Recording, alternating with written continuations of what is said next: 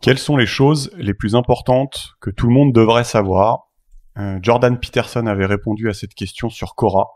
Donc c'est un site où on peut poser une question et recevoir des réponses du monde entier. Je pense que tu connais. Ouais, j'adore Quora. Voilà. Donc tu poses une question et les gens votent quoi sur c'est quelle est la meilleure réponse. Ouais, c'est ça. En fait, c'est un site de juste questions-réponses et n'importe qui peut poser des questions et n'importe qui peut y répondre. Ouais. Et après, la spécificité de ce site, c'est que vu qu'il a énormément de trafic, les réponses qui sont considérées qualitatives sont, les gens mettent des +1, un peu, Ouais. ça s'appelle un upvote. Enfin, les gens votent pour les bonnes réponses et les gens downvote, donc dégradent les mauvaises réponses. Et du coup, grâce à l'intelligence collective et au fait qu'il y a la masse de trafic sur ce site, bah t'as souvent des très bonnes réponses qui apparaissent en premier. Et ben du coup pour la question quelles sont les choses les plus importantes que tout le monde devrait savoir, l'auteur s'était dit bah moi je vais répondre à cette question. Et en fait, ça avait eu un succès fou. Et donc, sa réponse s'était retrouvée dans le top 0,1% de Quora, Ouais. du plus upvoté de tous les temps. Et donc, ouais. Ouais, et juste, je vais m'étaler un peu sur Quora parce que je trouve ça trop bien. Enfin, c'est un, Ouais, j'avoue, je kiffe moi aussi. ouais. Enfin, pour moi, c'est vraiment un des exemples des bons côtés d'Internet parce que je trouve que aujourd'hui, avec les réseaux sociaux, avec Trump sur Twitter, avec les bulles algorithmiques, avec les réseaux d'extrême droite qui publient de la merde sur Internet, on a souvent tendance à se focaliser sur l'aspect néfaste d'Internet qui est genre l'addiction aux écrans, le narcissisme, les fake news, etc. Mais il faut quand même rappeler qu'il y a quand même des côtés ultra stylés, et notamment genre les sites les plus exemplaires là-dessus, c'est par exemple Wikipédia, tu vois, où t'as quand même genre une accumulation de savoir sans aucune pub, gratuitement, qualitative, etc., etc. Ça a été prouvé que Wikipédia c'est beaucoup plus quali et il y a beaucoup moins d'erreurs que n'importe quelle encyclopédie payante qu'il y a aujourd'hui ou auparavant. Et Quora, c'est un peu la même chose. C'est genre, n'importe qui pose des questions, c'est à voter, etc. Et c'est intéressant, j'invite tout le monde à y aller.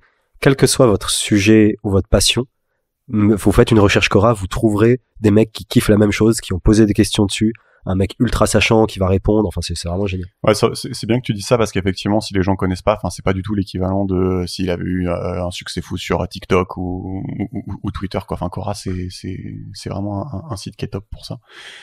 Et par exemple, enfin, une bonne voie d'accès à Quora, donc c'est soit de mettre une recherche sur un sujet qui vous passionne, soit il y a des catégories comme tu disais, sur genre les top 100 articles les plus regardés, oui. Ouais. etc. Bah typiquement ça doit être dedans. Ouais, d'accord. Et moi j'avais vu justement, tu peux regarder par année ou par décennie, enfin c'est un site qui existe depuis très longtemps. Ouais. Et justement il y a une des questions qui était dans le top de je ne sais quelle année, c'était quelqu'un qui t'est posé la question genre aux parents, est-ce que quelqu'un regrette d'avoir eu des enfants? Ah oui, d'accord. Ouais. Et c'était ça sa question. Et du coup, il y a plein de gens qui ont répondu, etc. Ouais. Et c'est vrai que concrètement, c'est vachement intéressant parce que c'est une question qui est quand même très peu posée, que t'oses pas dans la vraie vie, tu vas jamais dire que tu regrettes d'avoir eu des enfants, tu vois. Ouais. Ou vraiment, c'est très rare. Et là, c'est marrant vu que c'était assez anonyme, etc. Il y a des gens qui sont vraiment dévoilés et c'est assez émouvant en fait. Des gens qui disaient moi j'aime beaucoup mes enfants, etc. Mais en fait, si j'avais le choix, si je pouvais revenir en arrière, je le ferais pas parce que j'ai pas mesuré le fait que ça te faisait perdre ton indépendance à ce point. Enfin, il y a des conséquences que j'avais pas mesurées. D'accord. Et in fine, en fait, même si ça m'apporte beaucoup de joie et de bonheur et je les aime, j'aurais préféré ne pas en avoir, par exemple. D'accord. Ouais. Ce qui, pour moi, est une opinion valide. Enfin, c'est intéressant, c'est un ressenti. Mais c'est vrai qu'on l'entend jamais dans la vraie vie, ce genre de choses. Bref. Du coup, il y a des pépites comme ça trop stylées. Ouais, d'accord. Non, mais effectivement, non, mais c'est cool de préciser pour ceux qui connaissent pas. Et donc la question à laquelle il a répondu, donc je répète, c'était quelles sont les choses les plus importantes que tout le monde devrait savoir. Donc c'est vrai que c'est une question de fou. Et en fait, vu le succès qu'il a eu, il a décidé entre guillemets d'extraire de sa réponse sur Quora 12 de ces choses que tout le monde devrait savoir, et du coup d'en faire tout un livre. Et donc 12 règles qui vont en fait venir de quelqu'un qui avoue lui-même lutter tous les jours pour vivre une bonne vie et qui est loin d'avoir tout compris et de tout faire parfaitement. Et d'ailleurs ça me fait plaisir qu'on fasse ce livre parce que c'est un peu d'actualité en fait, parce qu'il sort d'une période justement où sa santé avait été mise à rude épreuve, sa femme avait eu un cancer ou un truc comme ça, enfin il allait pas bien. Et là, il a l'air d'aller mieux. Il a l'air d'avoir évité la mort parce qu'il était vraiment mal en point. Et en plus, il vient d'annoncer la sortie de son prochain livre en mars, qui s'appelle, je crois, 12 règles de plus pour une vie ou un truc comme ça. 12 more rules for life. Il exploite le filon là. Donc il exploite le filon. Et donc juste pour te donner un ordre d'idée, c'est quand même 5 millions de livres vendus dans le monde quand même. Pour comparer, Sapiens, c'est 16 millions. D'accord, donc c'est quand même du très lourd en termes de vente. Il a fait un autre livre avant qui s'appelle les cartes du sens, qui est prêt, qui est sur mon Google Drive, mais c'est un livre niqué sur des dragons, de l'alchimie, de la mythologie. Donc c'est vraiment, si vous êtes chaud dans les commentaires, on va le faire. Mais sinon, ça va être spécial, quoi. Donc ouais, 12 règles pour une vie. Si tu penses que ça va être un livre classique avec des règles de vie, je pense que tu vas être un peu surpris. Enfin, je préfère prévenir. C'est pas un livre de développement personnel, quoi. C'est un peu, mais c'est spécial. Ouais. C'est spécial. Et parce que c'est vrai que le développement personnel, on en peut plus. Quand même. C'est ça. Franchement, il y en aura le cul de se développer personnellement. Là, chacun y va de son conseil de merde. C'est ça. Et donc non, là, c'est assez original justement. Et désolé parce qu'en fait, il y a 12 règles, donc je vais passer très vite sur certaines règles et je vais faire plus longtemps sur d'autres règles. Je vais vous prévenir à chaque fois que je vais vite. Mais forcément, on peut pas faire les 12 en profondeur, sinon c'est relou. Donc Jordan Peterson, il est professeur de psychologie à l'université de Toronto et psychologue clinicien. Avec sa chaîne YouTube, donc de près de 3 millions d'abonnés, il est considéré par beaucoup comme l'un des intellectuels vivants les plus influents. Et il a des messages simples comme pars du principe que celui que tu écoutes c'est quelque chose que tu ne sais pas, range ta chambre avant de vouloir réorganiser le monde, compare-toi à celui que tu étais hier et non aux autres. Donc on verra, ça c'est des règles qu'on verra en détail. Et en fait, ce qui est spécial avec lui, c'est qu'il est tellement polarisant, en fait, que ça en devient fascinant et comique, en fait. C'est-à-dire qu'il y a des gens qui lui vouent un culte infini, et des gens qui vont lui vouer une haine sans limite. Mais okay. c'est limite fascinant, quoi. J'avais vu une interview fascinante entre un animateur radio, Sean Plunkett, et le leader d'une manifestation anti-Jordan Peterson en Nouvelle-Zélande. Parce que ça existe. Ah ouais. Et voilà. Ah putain, effectivement. Donc, c'est quand même un gars qui est ultra polarisant. Nous, on veut des manifs anti le nectar, là. C'est ça. Tout le monde s'en fout. Putain, j'avoue, on aimerait bien en être là, ouais. Et durant l'interview, c'est fascinant, le chef de la manifestation n'arrive pas à expliquer ce qu'il lui reproche et il est exaspéré de pas arriver à expliquer. Et c'est vraiment, c'est à écouter absolument. Et donc, vraiment, c'est un personnage qui divise et un personnage intéressant à ce sens. Et Putain, mais c'est marrant, je savais pas qu'il avait une chaîne YouTube, il parle de psychologie, etc., des trucs comme ça. Ouais, bah peut-être qu'après le livre, tu t'arriveras peut-être un peu mieux à sentir, je sais pas ce qui peut faire kiffer les gens ou ce qui peut les énerver. Non, mais c'est vrai que tu sais de vulgariser tout ce qui est des concepts d'éthique, de morale, de psychologie, etc., de psychiatrie. Je trouve ça intéressant parce que parce que moi personnellement, j'y connais pas grand-chose. Ouais. Et aussi ça dédramatise un peu le truc, quoi. Tu vois, la psychologie, la psychiatrie, c'est intéressant pour tout le monde, tu vois, même si t'as pas besoin d'être malade ou quoi que ce soit, tu vois. Bah après, ouais, je t'avoue, il a probablement un petit truc en plus, là, qui fait que c'est pas juste. Donc c'est ce qu'on va voir.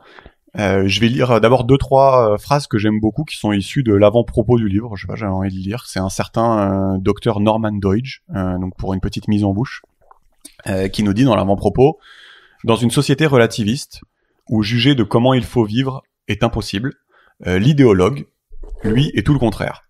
Il juge facilement, il censure facilement, il sait toujours ce qui ne va pas chez les autres et ce qu'il faut faire. Il semble parfois que dans une société relativiste, seuls les idéologues veulent bien donner des conseils, et il semble aussi que c'est ceux qui ont le moins à offrir. On pourrait croire qu'une génération qui n'a cessé d'être bassinée avec leurs droits, rejetterait vigoureusement un discours, donc celui de Jordan Peterson, qui leur dirait de prendre des responsabilités. Mais cette génération, qui a été élevée par des parents hyper protecteurs, sur des surfaces molles, dans des universités avec safe space, cette génération semble se sentir déshumanisée par cette sous-estimation de leur potentiel, et semble trouver de l'intérêt dans un discours qui dit que pour trouver du sens, il faut mettre en ordre sa propre maison et prendre des responsabilités. Une réaction qui nous a souvent amenés au bord des larmes, Jordan Peterson et moi, Norman Doidge. Petite mise en bouche. Ah mais je kiffe, ça a l'air pas mal. Mais il disait dans des universités quoi, sex-based? Des universités safe space. Safe place. Safe space. C'est des universités qui, alors je connais pas trop, c'est qui mettent en place des safe space, donc des endroits où tu peux être à l'abri de certains discours qui pourraient te faire du mal. Putain, les safe space. Voilà. Si je raconte n'importe quoi, vous me fact-checkerez. Règle numéro 1, tenez-vous droit, les épaules en arrière. Et il y a une jolie illustration par règle, donc les illustrations sont très jolies, et donc je t'invite, Georges, à mettre à chaque fois l'illustration, on va pas la commenter, hein, si tu peux juste la mettre en background pour le plaisir des yeux de ceux qui regardent, parce qu'elles sont vraiment très très jolies. Et donc, règle numéro 1, tenez-vous droit, les épaules en arrière, c'est le chapitre des homards, rien de bien compliqué, c'est le chapitre sur le premier pas qu'on pourrait entreprendre dans le but de vivre une bonne vie. Parce que le territoire a de l'importance pour les homards, il leur faut le meilleur rocher, la meilleure zone de nourriture, des conflits vont surgir entre les homards. À la suite de la bataille entre deux homards, le cerveau du perdant et celui du gagnant vont être reprogrammés de façon radicalement différente. Le gagnant va avoir un gros ratio sérotonine-octopamine, qui est le messager chimique du système nerveux, et il reculera moins au prochain challenge et aura tendance à se tenir de manière fière. Ça sera l'inverse pour le perdant. Le gros homard signale donc aux autres homards l'historique de ses victoires. S'ensuit donc un cercle vertueux et vicieux pour le homard recroquevillé qui a perdu. Il dit que c'est le principe de Pareto. Un gagnant aura plus de chances de gagner, un perdant plus de chances de perdre. C'est un principe qui est applicable à la richesse, au nombre de CD vendus, aux villes, aux étoiles, aux arbres. C'est le principe également appelé principe de Saint Matthieu, dont on parle dans un podcast sur 2 maintenant.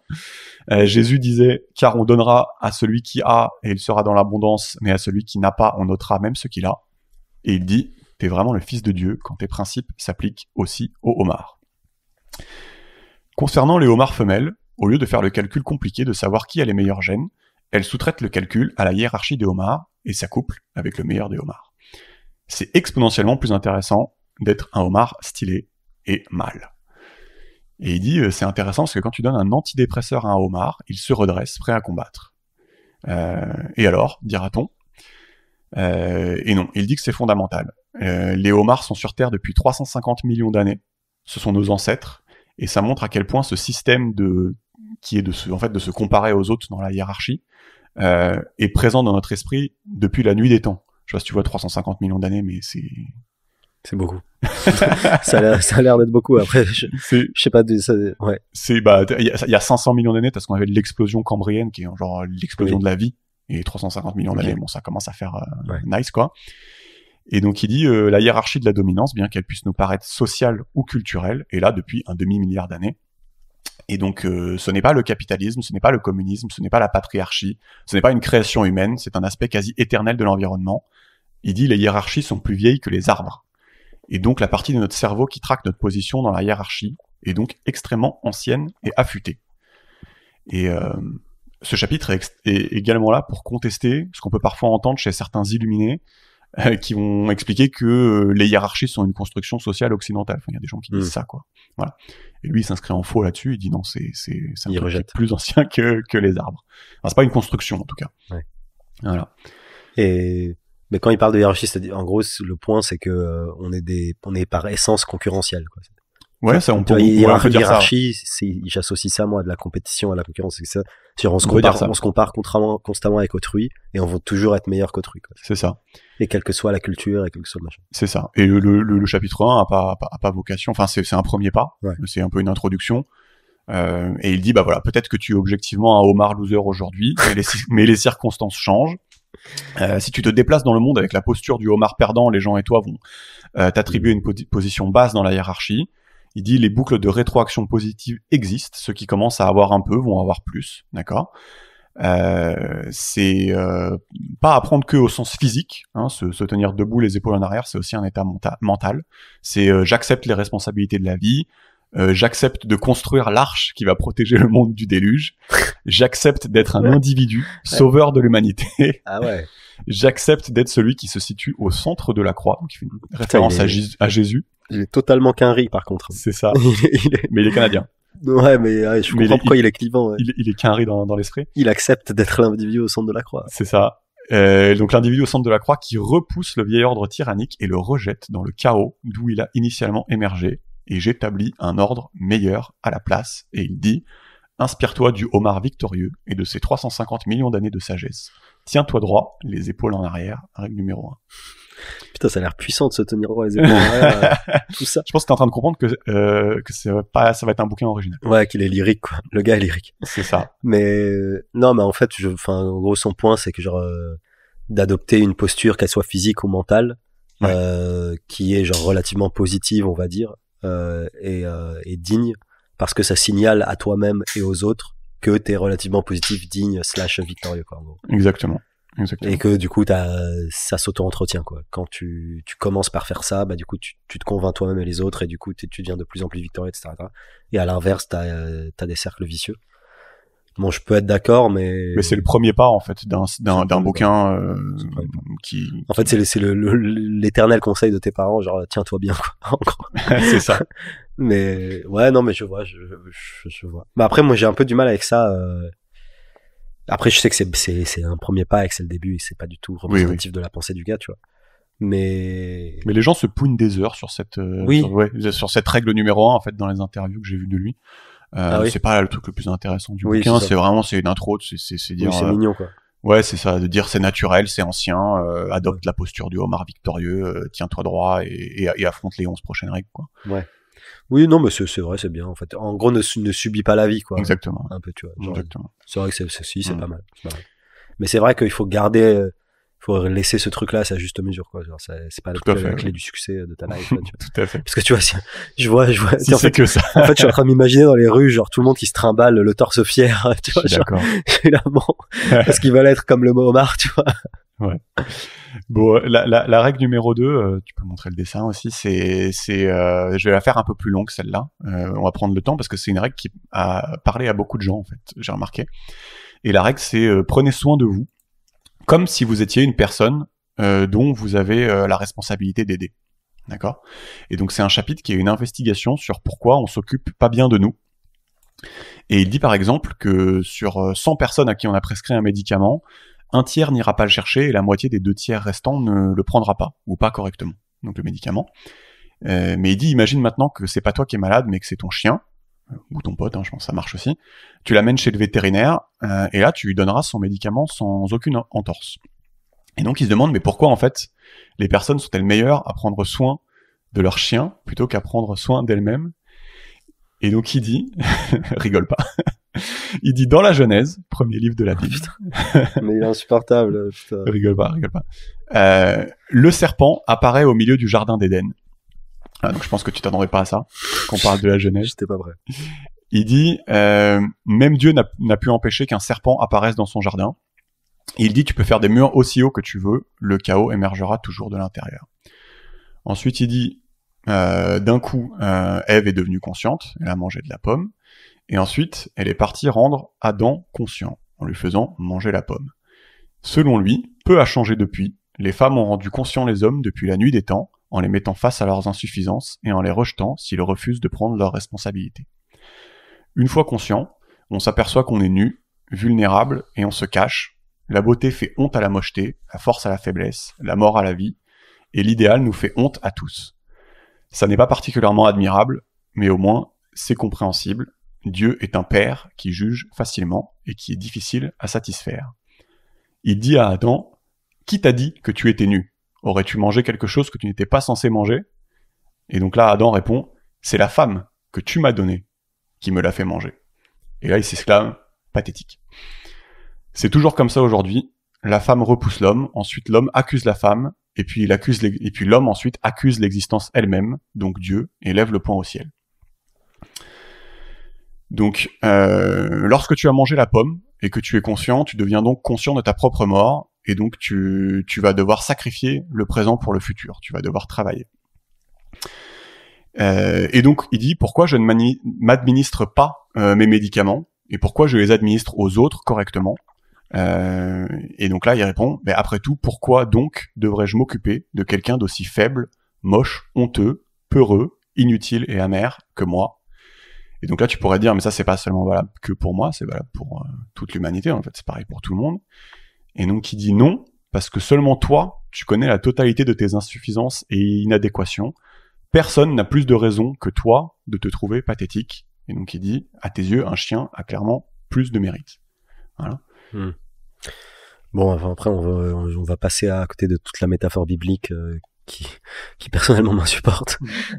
Genre, je m'en branle. T'aimes pas? Bah, tu vois, enfin, en fait, je vois pas l'intérêt de parler de Adam et Ève, enfin, tu vois, genre. Bah en fait, si, justement, il trouve que ça a un intérêt parce que vu que c'est des histoires qui sont Ancienne.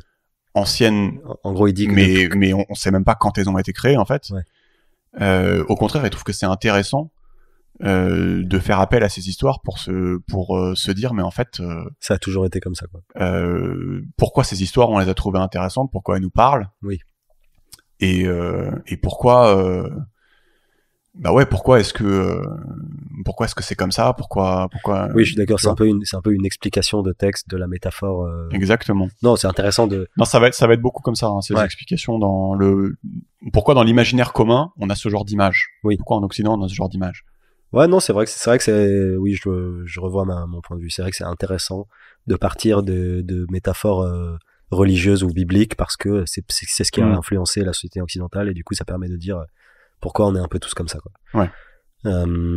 Mais ouais, mais en gros du coup son point c'est que on a, en gros, si je résume très rapidement, c'est qu'on a beaucoup plus d'indulgence à l'égard d'autrui qu'à l'égard de soi-même. Exactement. Parce qu'on se connaît mieux, c'est ça. Ouais, c'est un peu ce qu'il dit, ouais.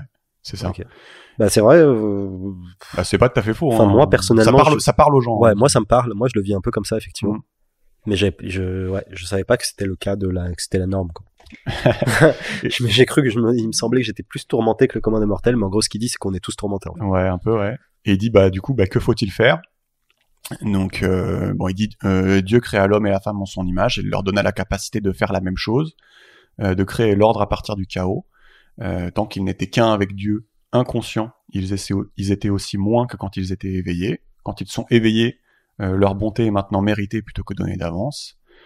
Et donc il dit, je suis constamment émerveillé par la capacité des gens à trouver des amis, des amours, à continuer à faire fonctionner le monde malgré leurs problèmes, leurs maladies. Aujourd'hui, nous vivons dans un système qui nous protège de mourir de froid ou de faim, mais cette machine tend vers sa destruction par le phénomène de l'usure, de l'entropie.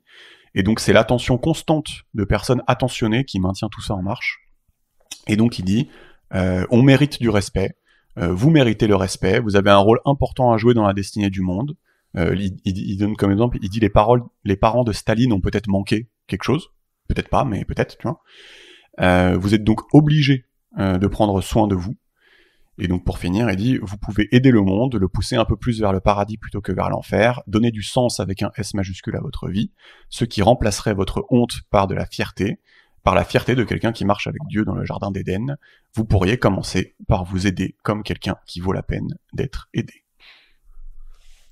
Ok, bah c'est vrai que en fait je suis pas du tout habitué à ce genre de discours. Je me doute. Un peu incantatoire, biblique. Enfin, moi ça a tendance à m'irriter. En fait, j'aime pas trop, tu vois, quand je sais pas pourquoi. D'ailleurs, ce serait intéressant de. J'aime pas trop quand tu te lances dans des incantations un peu. Oui, comme oui. Adam dans son jardin, tu dois. Je sais, oui. Mais après, il n'empêche que ça n'enlève pas potentiellement, ça n'enlève rien à la validité potentielle du raisonnement derrière, qui pour moi est intéressant effectivement, qui est de dire, faut prendre un peu soin de soi, même si, en gros, même si t'es au courant de tes faiblesses et t'es le seul à te connaître de manière relativement intime, de manière extrêmement intime comme ça, il faut parfois être moins sévère dans le jugement de soi-même. Et voilà, non. Il va plus loin. C'est pour moi, c'est-à-dire qu'il insiste sur cet individualisme qui a été placé assez haut par le christianisme, ouais. Que le sauveur, ça va être l'individu. Donc ça, c'est une métaphore de Jésus un peu. Mais ce qu'il dit, c'est que, déjà, c'est pas tout à fait faux, et c'est-à-dire que c'est le fait que les individus prennent soin d'eux dans la société et prennent des responsabilités sur le maintien de cette société, qui fait qu'au final, on est tous là et on a tous des choses extraordinaires à notre disposition. Donc il va plus loin, c'est-à-dire il répond à la question, c'est-à-dire pourquoi prendre soin de toi, pourquoi chaque individu devrait prendre soin de lui, en fait, parce que c'est la base de notre société, en fait. Et malgré le fait que t'as plein d'insuffisances, en fait, c'est pas grave, c'est en faisant ça qu'on en est là où on en est, en fait. Donc il va plus loin. Ouais, mais j'ai du mal à voir, je sais pas, oui, en gros, c'est parce que chaque individu prend soin de lui que la société est comme elle est aujourd'hui, mais enfin, Ouais. je vois pas le point, en fait, ça me paraît, je vois pas trop ce qu'il veut dire, en fait. Genre, je sais C'est-à-dire, pas si les individus ils prenaient soin d'autrui plutôt que de soi, enfin, tu vois, j'ai du mal à m'imaginer. bah ça ils le font déjà. Ok, donc ils Enfin, prennent soin d'autrui. non mais tu vois quand Ouais. il donne son exemple avec le Ouais. chien dans ce chapitre-là, là c'est vraiment un chapitre qui dit pourquoi prendre soin de toi. Ouais. Mais du coup, je vois pas la réponse, en fait. Donc, sa réponse, c'est pourquoi prendre soin de toi? Parce que ça permet de faire avancer la société. Bah parce que si le bon degré de raisonnement c'est l'individu. Ouais. Bah si les individus sont des individus fonctionnels. Ouais. Et si le bon degré de fonctionnement c'est l'individu qui fait fonctionner la société. D'accord. À chacun son petit niveau. Ok. Bah voilà, ça se. Ouais, d'accord. Donc en gros, prendre soin de toi, ça te permet d'être en bonne santé, d'être heureux et du coup d'être fonctionnel pour la société, pour autrui et pour toi-même. Ouais, on va dire ça, c'est une bonne manière de le dire. Ouais. Règle numéro 3, je vais faire quelque chose d'un peu plus court. Il dit choisissez des amis qui souhaitent ce qu'il y a de mieux pour vous. Tu peux montrer le dessin aussi. Donc il va donner une règle un peu au doigt mouillé. Il va dire si tu as un ami et que tu lui partages une bonne nouvelle, normalement il va une bonne nouvelle, ouais, il va écouter, il va être content. Et si tu lui partages une mauvaise nouvelle, bah il va écouter et il va être triste. Il dit au contraire, si c'est pas un ami, il va essayer de te donner des cigarettes quand tu essaies de fumer. Il va te dire, en gros, surtout si lui aussi il fume, il va te dire, tu penses que tu es une meilleure personne que moi, et il va t'offrir des cigarettes. Il dit que les gens ont du mal avec le fait que c'est ok, moralement, de choisir comme ami des gens qui veulent ton bien. Et donc là, on va lui répondre, oui, mais c'est cruel parce que tu veux aider les gens, parfois. Et donc, il dit, non, tu dois montrer que ce genre de comportement n'est pas toléré. Et si tu arrives à devenir quelqu'un qui a du succès, tu vas devenir un exemple pour eux. Et c'est peut-être ce dont ce genre de personnes ont besoin. Choisissez des amis qui souhaitent ce qu'il y a de mieux pour vous. J'ai fait quelque chose de très très court pour la règle numéro 3. Mais quel comportement n'est pas toléré, du coup? Bah, disons que, en gros, ce qu'il dit, c'est que les gens qui vont essayer de te tirer vers le bas, Ouais. tu sais, quand tu dis, bah moi j'ai envie d'aller faire, allez, viens, on va faire nos devoirs. Ouais, Et l'autre qui a pas envie de faire ouais. ses devoirs, mais qui du coup ça le fait aussi un peu chier que toi t'ailles Ouais. faire les tiens, tu vois. Ouais. Et qui va Ça, dire bah ça, non, c'est viens, pas on va rien branler.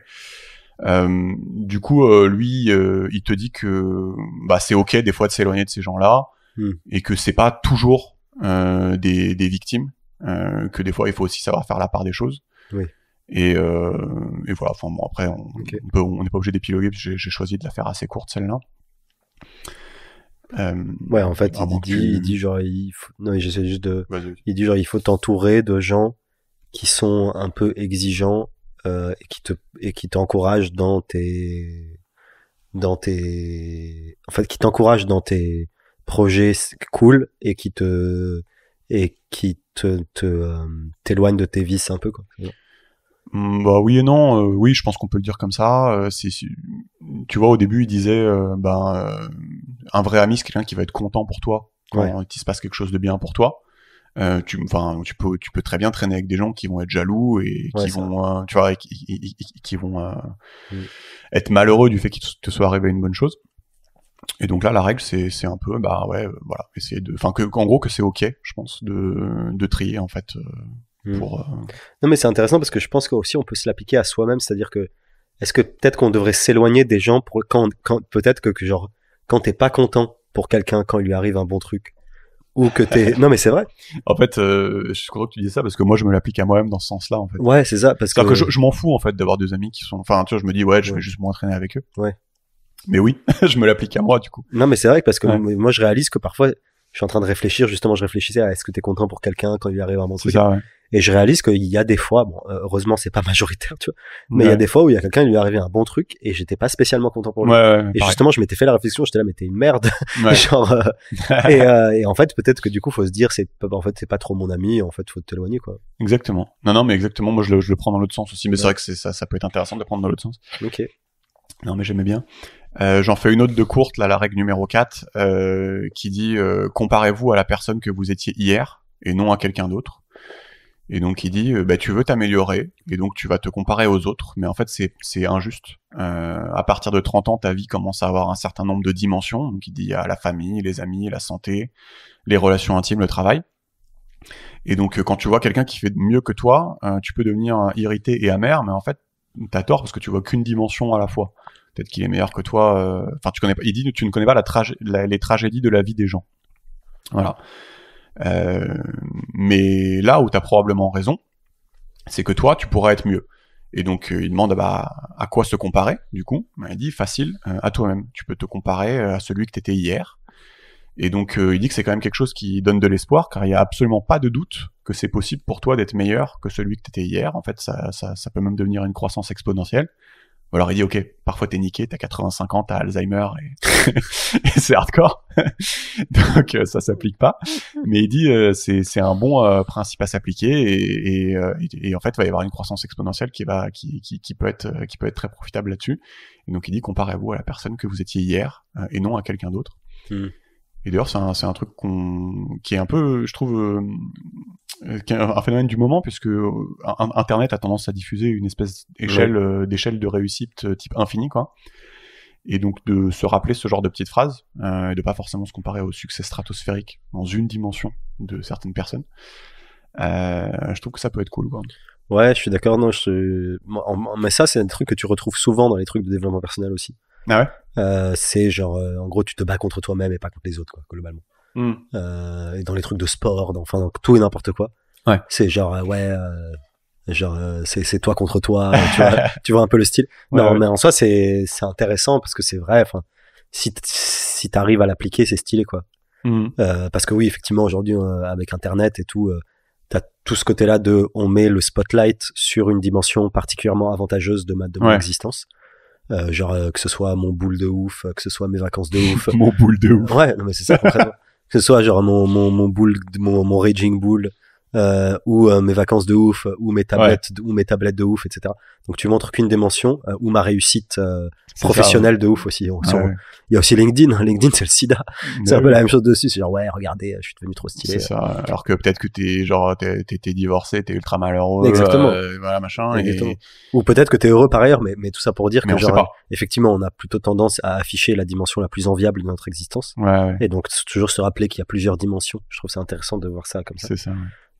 Et il y a aussi le côté, oui, effectivement, on connaît pas les parcours des gens et la réussite de quelqu'un, c'est énormément de facteurs, donc c'est très aléatoire en fait, c'est difficilement prévisible et du coup, toi, autrui, tu as du mal à savoir si la personne est réellement méritante, si la personne a réellement bossé, si la personne, tu vois juste le end result, tu vois juste le résultat final qui est par exemple sa réussite. C'est ça. Et tu vois, alors que quand tu te bats contre toi-même, bah tu sais précisément comment t'étais hier, comment t'es aujourd'hui, quels efforts t'as fait, etc.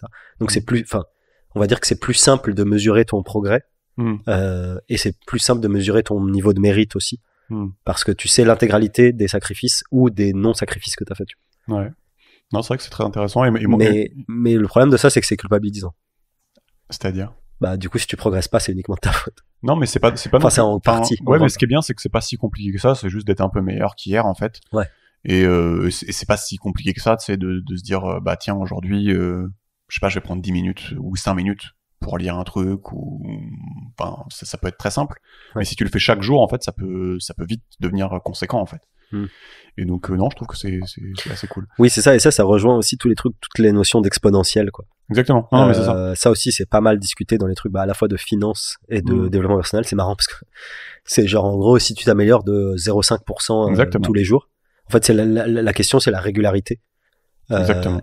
Et en fait, si tu arrives à être régulier, tu t'améliores de 0,5%, bah, au bout de 10 000 jours, ton 0,5%, il est gigantesque, tu vois. Ouais. Et c'est ce qu'on conseille aussi en finance, dans des placements financiers, sur mais épargne tôt, investis tôt, parce que au bout de 20 ans, tu seras content. Donc c'est la notion d'exponentiel que, effectivement, apparemment, l'être humain a beaucoup de mal à appréhender l'exponentiel. Oui, c'est vrai, ouais. Genre, on le voit avec le Covid, etc., comment nos gouvernements, c'est des chèvres. Ouais. Genre, apparemment, mentalement, c'est un truc difficile pour nous de se dire comment, de se projeter dans une exponentielle. Ouais. Et du coup, ça marche pour les épidémies, ça marche pour les finances personnelles, ça marche pour les développements personnels, quoi. Il y avait une histoire perse où je sais plus, genre il y avait un mec qui avait fait un truc pour un roi et le roi lui a dit bah tu veux quoi comme récompense? Et le gars lui a dit bah je veux 1 grain de riz sur la première case de l'échiquier, 2 grains de riz sur la deuxième, 4 sur la troisième et ainsi de suite. Et en fait bah ça fait beaucoup de riz. Et donc le roi était vénère. Donc la règle numéro 5 qui va être assez courte mais qui en fait est ultra originale et ultra intéressante je trouve, c'est défendez à vos enfants de faire ce qui vous contrarie. Donc il dit vous n'êtes pas un saint et vous allez vous venger sur vos enfants s'ils vous contrarient. Et donc là les gens répondent en général oh non moi je ferai jamais ça à mes enfants. Et donc lui dit non mais c'est faux. S'il pique une crise au supermarché vous allez avoir honte, tout le monde va vous regarder. Plus tard à la maison, il va faire un joli dessin. Lui, il a oublié ce qui s'est passé au supermarché. Et là, vous allez l'ignorer. Et là, vous allez être content. Et vous allez reprendre, donc selon lui, l'activité probablement à la con que vous faisiez. Et vous allez vous dire, putain, c'est bien fait pour sa gueule à ce petit chiard. Et donc il dit, si tu penses que tu ne feras pas ça, c'est que tu ne te connais pas très bien. Et donc il dit, c'est important d'être content d'avoir ton enfant auprès de toi. Si tu te sens pas bien un jour et que t'es énervé, tu peux lui demander d'aller jouer dans sa chambre. Tu lui dis papa est contrarié, ça n'a aucun rapport avec toi, va jouer dans la chambre. Et l'enfant il s'en balèque qu'il va aller jouer dans la chambre. Et il dit ceci étant dit, quand bien même tu serais un saint, il dit les autres adultes pourraient être irrités par ton enfant et ne pas l'aimer. Et donc là-dessus il dit bah finalement les parents ont la responsabilité de préparer leur progéniture à la dureté du monde.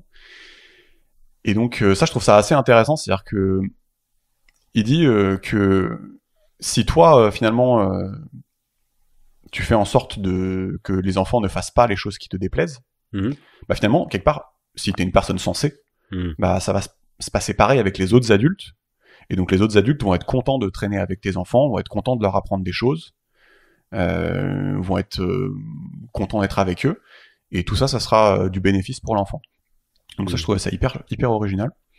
Bah ouais, je suis d'accord que ça peut être, enfin faudrait que j'y réfléchisse un peu plus. Je suis d'accord que ça peut être intéressant, mais aussi c'est quand même une vision vachement chiante de l'éducation, quoi. Enfin, c'est-à-dire que c'est vachement normatif. C'est genre en gros tu dis oui, empêche ton enfant de faire ce qui contrarie parce que déjà toi tu seras plus content. En plus potentiellement les autres adultes te ressemblent un minimum parce que t'es quelqu'un de sensé. Du coup, ton enfant sera formaté aussi pour plaire aux autres.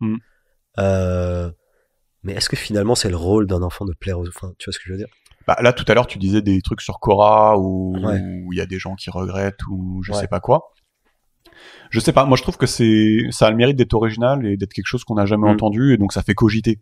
Quoi. C'est-à-dire que si tu veux, la position de base que moi je connaissais avant de lire ça, c'était bah non, c'est le Petit Prince et moi je me sacrifie pour lui, si tu veux. Et en fait lui il peut te faire réfléchir en te disant en fait c'est peut-être pas la meilleure chose que t'as à faire pour lui en fait.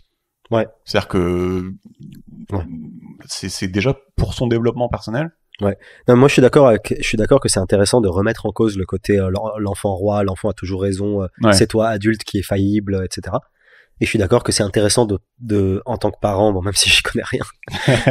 Expert. D'ailleurs, toi, tu pourras nous en parler bientôt. Je suis pas un expert. Et, non, mais tu vois, j'imagine qu'en tant que parent, il faut savoir prendre soin de soi aussi, parce que ça te permet, d'être plus cool, plus gentil et plus heureux, dans ta relation avec tes enfants. Donc, tu vois, on rejoint un côté prendre soin de soi, en fait, et je pense aussi, c'est marrant parce que ça doit être c'est un peu similaire dans un couple aussi. Dans un couple, c'est est-ce que toujours tu cèdes à ce que l'autre veut, ou tu considères que c'est toi qui as tort, ou est-ce que parfois tu dis bah juste moi ça j'aime pas trop, essaye de prendre en compte enfin tu vois. Donc je vois ce point-là qui est intéressant sur le côté genre il faut être heureux soi-même en tant que parent pour fournir une bonne éducation. Je pense que c'est important. Si t'es un père dépressif, tu vas pas kiffer. Donc il faut éviter d'être contrarié. Mais par contre le côté oui en plus ça lui permettra de plaire aux autres. Là je rejette un peu parce que en fait, du coup, tu sais, ça normalise tout, quoi. Du coup, tous les enfants, toutes les éducations vont se rapprocher de la norme, tu vois. Regarde. Et c'est intéressant. Tu vois, pour moi, c'est intéressant d'avoir potentiellement des enfants, je sais pas, qui font des trucs qui te contrarient un peu ou qui contrarient les autres ou qui sont différents. Tu vois, genre, je veux pas que les enfants ce soient juste des petits adultes. Tu vois un peu ce que je veux dire? Regarde, il donne des règles, moi que j'en cite quelques-unes que j'aime bien, mais je pense qu'ils vont aller dans le sens de ce que tu dis, enfin dans le sens pour peut-être illustrer ton commentaire. Il dit par exemple, mange de façon civilisée et reconnaissante, afin que les gens soient contents de t'avoir à la maison et de te nourrir. Et ensuite il dit apprends à partager, afin que les autres enfants soient contents de jouer avec toi. Par exemple, prends soin de tes affaires afin d'apprendre comment on fait et parce que tu as de la chance d'en avoir. Sois de bonne compagnie quand on s'amuse afin d'être invité pour d'autres futurs bons moments, tu vois. Oui. Et c'est des trucs finalement qui vont à chaque fois dans le sens du bien-être de l'enfant, quoi. Finalement, tu le restreins pour que les gens l'invitent, pour que les gens soient contents quand il est là, pour que ses amis soient contents d'être avec lui. Non, c'est vrai. Tu vois ce que je veux dire? Donc moi, j'ai trouvé ça original. Et c'est pas, enfin, le truc c'est qu'on n'entend jamais ça en fait. Donc je me suis dit ouais, ok, c'est cool aussi d'entendre ce genre de son de cloche pour réfléchir en fait, tout simplement. Non, c'est vrai, je suis d'accord, mais non, je trouve que c'est intéressant.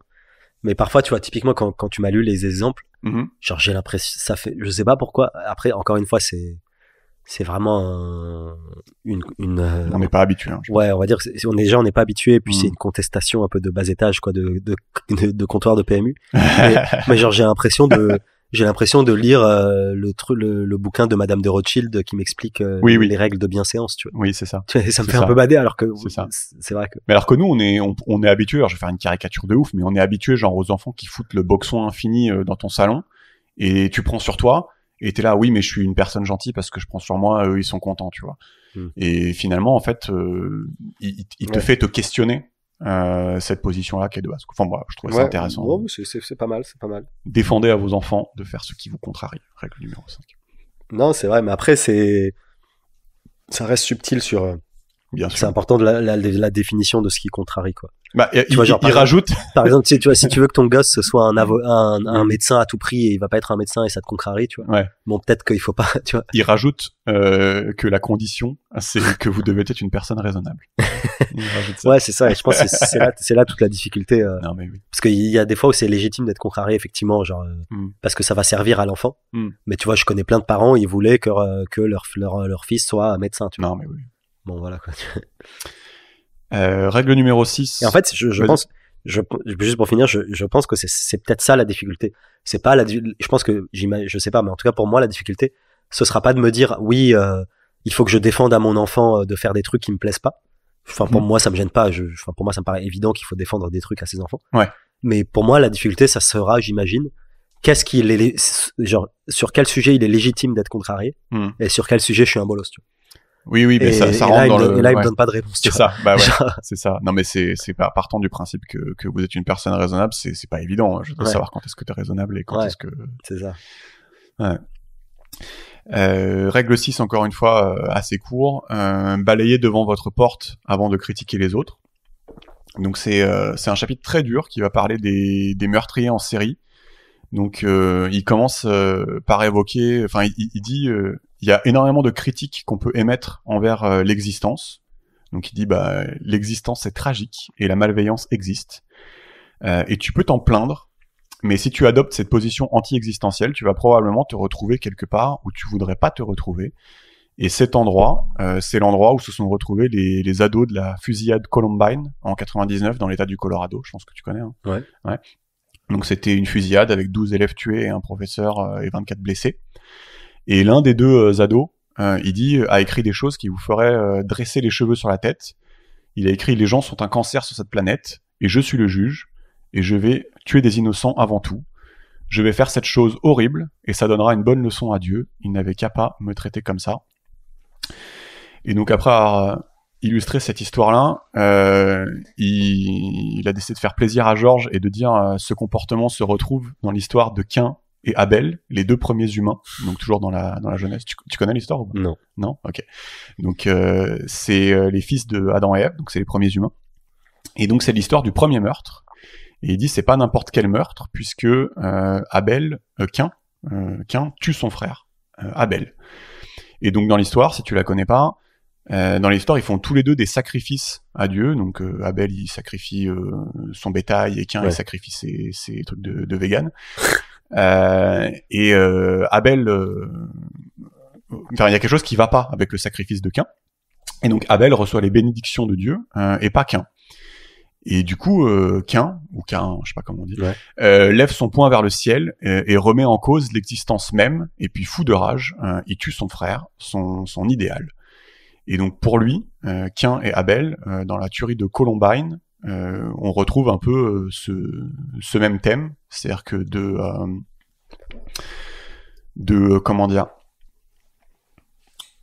développer une haine de l'existence, parce que finalement tu reçois pas ce que tu penses être ton dû dans ta vie.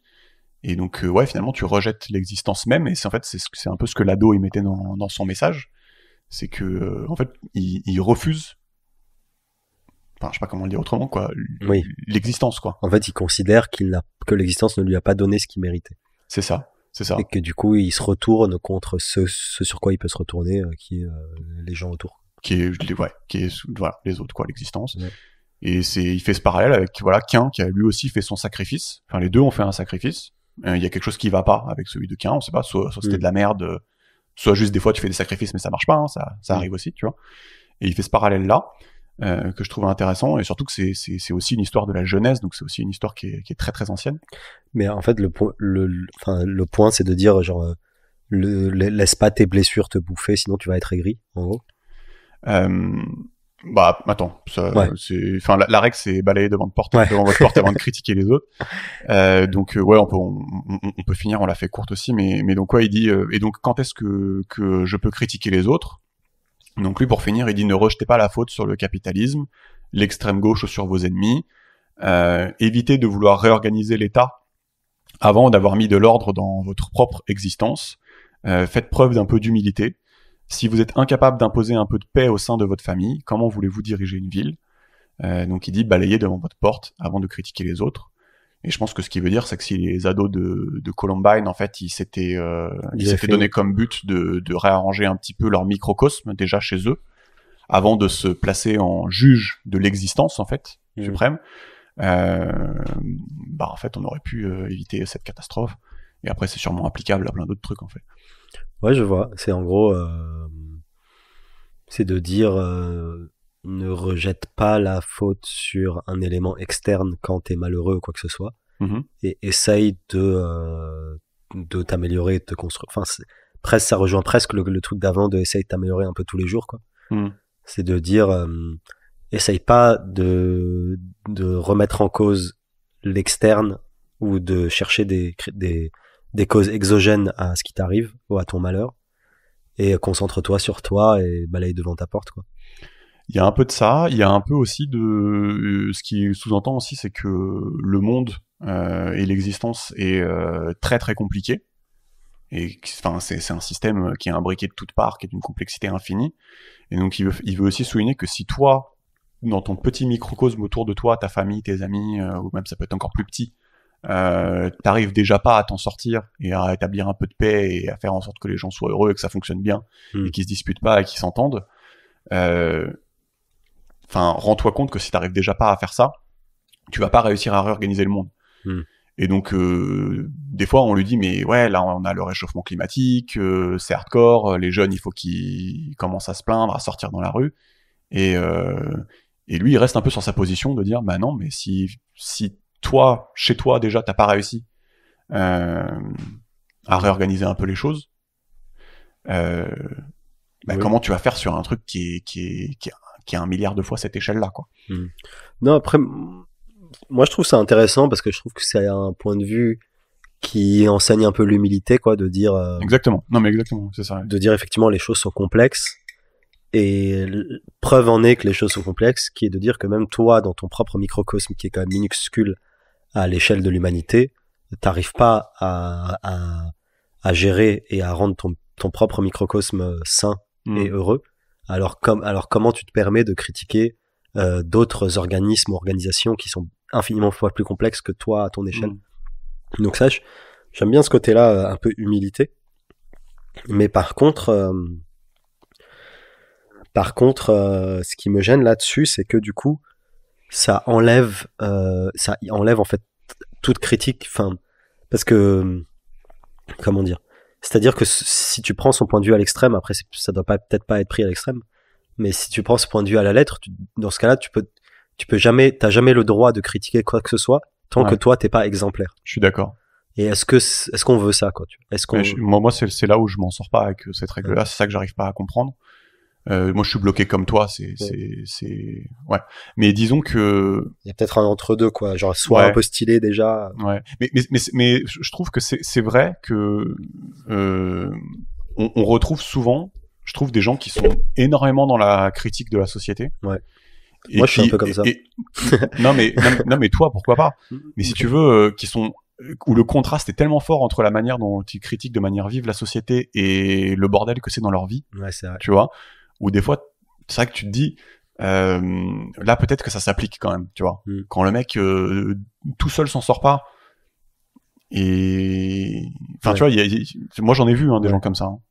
C'est vrai qu'il y a, c'est vrai qu'il y a peut-être une sorte de critère qui est de dire que genre la virulence de tes critiques doit être proportionnelle à genre on va dire à l'ordre et la qualité de ton existence, quoi. Genre c'est pas mal. Genre tant que c'est le chaos chez Watt, bah tu dois pas trop être virulent et pas trop critiquer. Ouais. Et plus ton existence personnelle est saine, plus tu peux te permettre d'un peu plus émettre des jugements. Ouais, c'est pas mal ce que tu dis. Ouais. Je pense ouais, ça peut être ça. Ouais. Bah c'est vrai que en fait moi j'ai un problème là-dessus, c'est que je sais pas si c'est valide ce que je vais dire, mais genre j'ai l'impression de plus je me renseigne sur le monde et plus j'essaye de comprendre un peu le monde, plus j'ai de points de critique. C'est-à-dire c'est plus plus j'ai de choses à critiquer. En fait, la surface des choses qui me déplaît s'accroît avec ma connaissance du monde. Mais du coup, tu vois, c'est dur. Tu vois ce que je veux dire? Ouais. C'est que genre, tu vois, plus quand j'étais petit, j'étais insouciant, je m'en foutais, machin. Et plus je grandis, plus je m'intéresse au monde, plus je vois des trucs qui m'apparaissent dégueulasses. Sauf que du coup, mon existence personnelle, elle est pas beaucoup plus saine. Enfin, tu vois, genre, j'apprends plus de choses, j'apprends plus rapidement l'existence de choses qui me déplaisent ça diverge. Que mon existence s'améliore. tu vois ce que je veux dire? Ça diverge. Ça diverge. Non, mais ouais, bah c'est intéressant la manière dont tu le dis et moi ce qui me parle c'est quand t'as évoqué le fait que ouais, il y a peut-être ouais, c'est ça, il y a peut-être une fonction qui dit bah plus ta vie et plus t'as réussi à mettre en ordre ta vie, plus effectivement tes critiques devraient peser lourd. Et c'est intéressant parce que c'est vrai que mettre en ordre ta vie, c'est pas nécessairement en fait de la réussite. C'est pas genre non, oui, c'est ça qui est cool. C'est pas gagner, c'est pas être Jeff Bezos, quoi. Voilà, c'est pas avoir de la thune, c'est pas nécessairement avoir de la thune et avoir 10 enfants, tu vois. Ouais. Ça peut être genre je sais pas, avoir une vie d'asset ou être simple ou être non, mais carrément. Et c'est ça qui est cool, c'est vrai que enfin ce qui est cool c'est que du coup ça peut être accessible à tout le monde quel que soit son niveau de richesse, tu vois. Enfin tout le monde, peut-être pas tout le monde, tu vois, si tu meurs de faim et t'es SDF, non, tu vois. Si t'as 85 ans Alzheimer. Ouais, non plus, tu vois. Mais genre ça peut être voilà, c'est intéressant. Donc une règle que je voulais faire un peu plus longue, c'est la règle 7 qui dit concentrez-vous sur ce qui a du sens et non sur les plaisirs immédiats. Et donc c'est assez intéressant parce que c'est un chapitre qui dit de quoi parle-t-on quand on parle de sens dans la vie. Donc il dit par exemple parfois on parle de être dans la zone, donc to be in the zone, je sais pas si ça se dit en français être dans la zone, mais en anglais ça se dit. Donc quand dans un match un basketteur va mettre tous ses points et ça lui paraît durer une fraction de seconde, quoi, il est dans la zone. Il dit qu'on n'est pas entraîné à le remarquer, cet état. Il dit que c'est l'état de l'harmonie à tous les niveaux. On le retrouve chez les taoïstes, ils appellent ça le Tao. C'est la ligne entre le chaos et l'ordre. Tu sais, si tu penses au symbole du yin-yang, voilà, c'est la ligne entre les deux. Ah, le Tao. Voilà. Donc là, on sort de la Bible, peut-être un peu plus content. Il dit dans Harry Potter, au Quidditch. Ça, je suis content. T'es content, voilà. Non, mais quand c'est les histoires un peu plus récentes. Il y a deux jeux en même temps. En Quidditch, il dit, il y a le jeu ordinaire où on joue à la balle. Et en même temps, il y a le jeu du vif d'or. Donc, pendant que les autres jouent, toi, t'essaies d'attraper le petit truc en or qui bouge partout, voilà. Et si tu l'attrapes, le petit truc en or qui est éphémère, tout le monde gagne. Ouais. Voilà. Et donc lui il dit c'est ça le sens. Et donc, il dit dans l'évangile de Thomas, mais c'est pas la Bible, l'évangile de Thomas, ça a été découvert en 1957. Donc voilà, donc on continue dans la variété. Il dit le royaume de Dieu est partout sur terre, mais les hommes ne le voient pas. C'est marrant que quelqu'un ait écrit ça, tu vois. Et donc, qu'est-ce que je vais vous dire ? Oui, voilà. Donc dans ce chapitre-là, là c'est moi qui parle, hein, c'est pas lui. On va faire un peu de poésie pour essayer de trouver du sens, parce que justement, lui, il raconte des histoires, t'as remarqué, hein, avec le Quidditch et la Bible, mais justement parce que les histoires contiennent toute l'ambiguïté nécessaire pour pouvoir répondre à ce genre de questions, en fait. Les histoires, il dit, sont pratiques pour formuler l'informulable, en fait. Quand t'arrives pas encore à le formuler, le raconter sous forme d'histoire, c'est sympa. Et donc voilà, bon, il dit, il va repartir sur Adam et Ève. Il dit la vie est souffrance. Il n'y a pas de vérité plus irréfutable que celle-là. C'est ce que Dieu a annoncé à Adam et Ève lorsqu'il les a chassés du paradis. Il a dit maintenant, il va falloir travailler pour survivre. Et donc, que faire avec cette vérité ? La vie est souffrance. Donc, une première réponse, ça pourrait être cherche le plaisir immédiat, suis tes impulsions, mens, triche, manipule, mais ne te fais pas attraper. Quelle différence ça pourrait bien faire dans un univers qui, au final, n'a pas de sens. Donc, il dit, l'histoire d'Adam et Ève symbolise une première chose très importante. Lorsqu'ils mangent du fruit de la connaissance du bien et du mal, ils se sont réveillés, ils sont devenus conscients, donc ça symbolise la naissance de la conscience, ce que Yuval Noah Harari appelait la révolution cognitive. Voilà. Une fois dotés de la conscience, les humains, ils ont compris que les faveurs des dieux pouvaient être obtenues en commettant des sacrifices. D'accord ? Donc là encore, c'est très imagé. C'est-à-dire que tu vas obtenir de l'existence si tu sacrifies les choses, si tu sacrifies le présent pour le futur. Et donc une fois qu'ils ont compris ça, ils ont dit il y a aussi des bons sacrifices, des sacrifices qui vont être meilleurs que d'autres. Voilà. Donc en gros, il dit cette découverte est en quelque sorte également la découverte du temps. C'est-à-dire que l'humain a découvert que voilà, s'il sacrifiait quelque chose dans le présent, il pouvait avoir quelque chose de mieux dans le futur. Et donc bon, on revient un peu sur l'histoire de Cain et Abel, qui étaient les fils de Adam et Ève, qui eux vivent dans l'histoire. C'est les premiers hommes en fait dans la Genèse. Ils sont pas en dehors du temps, d'accord ? C'est des vrais humains. Donc Abel, on a dit, il fait son sacrifice à Dieu, il est récompensé. Cain, il fait un sacrifice à Dieu et Dieu reste sourd à son sacrifice. On sait pas trop pourquoi. Tous les sacrifices ne sont pas de qualité égale, ou parfois même de grands sacrifices ne paient pas. Et donc il dit, on a un développement qui se déroule à peu près de la façon suivante dans l'histoire de l'humanité. Les gens ont regardé ceux qui ont eu du succès réussir et ceux qui échouaient échouer. Les gens ont remarqué que ceux qui réussissaient étaient ceux qui repoussaient la gratification dans le futur, donc ceux qui pratiquaient le sacrifice. Donc il dit, si je ne mange pas tout le mammouth, j'en aurai pour plus tard. Et ce que tu peux faire encore mieux comme sacrifice, c'est si je ne peux pas conserver tout le mammouth pour plus tard, parce que c'est énorme, je peux partager le mammouth. Et comme ça, peut-être que les autres partageront avec moi également dans le futur. Si ceux qui réussissent sont ceux qui sacrifient le présent au nom du futur, ensuite les gens sont venus à se demander quel serait le plus grand et le meilleur de tous les sacrifices.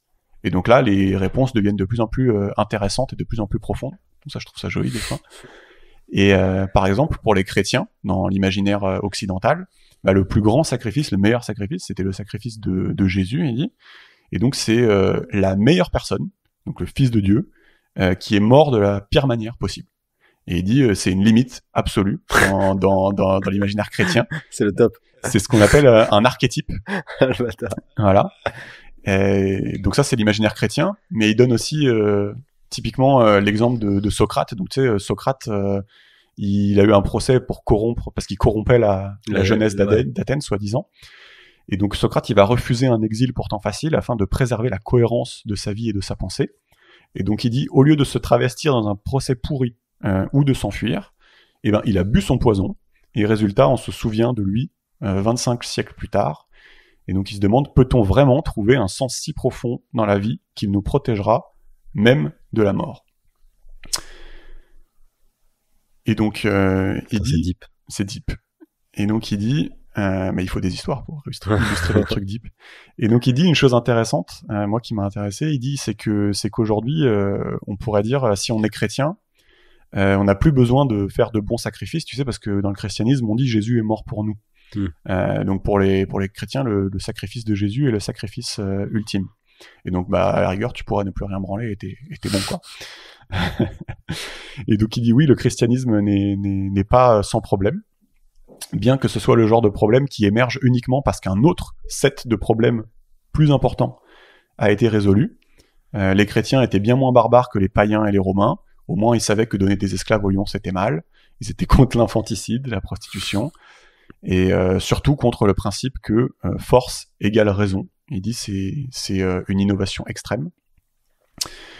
Le christianisme demanda que les ennemis de la société soient considérés comme humains. Bref, tous ces problèmes disparaissent de notre vue une fois qu'on les a résolus. C'est ce qui arrive aux problèmes résolus une fois que la solution a été implémentée. Et donc il dit, concentrez-vous sur l'essentiel et non le plus opportun. Et peut-être que je vais faire un petit résumé du chapitre parce qu'il y a eu beaucoup d'envolées lyriques et beaucoup d'histoires. Donc moi, ce que je comprends de façon plus terre à terre, une fois qu'on a dit tout ça, c'est que en fait le sens, tu le trouves quand tu fais de bons sacrifices. Donc selon le taoïsme, quand tu es à la frontière entre le chaos et l'ordre. En Occident, cette recherche du meilleur sacrifice, ça a culminé jusqu'à l'histoire de Jésus, qui était le sacrifice ultime, donc la limite absolue.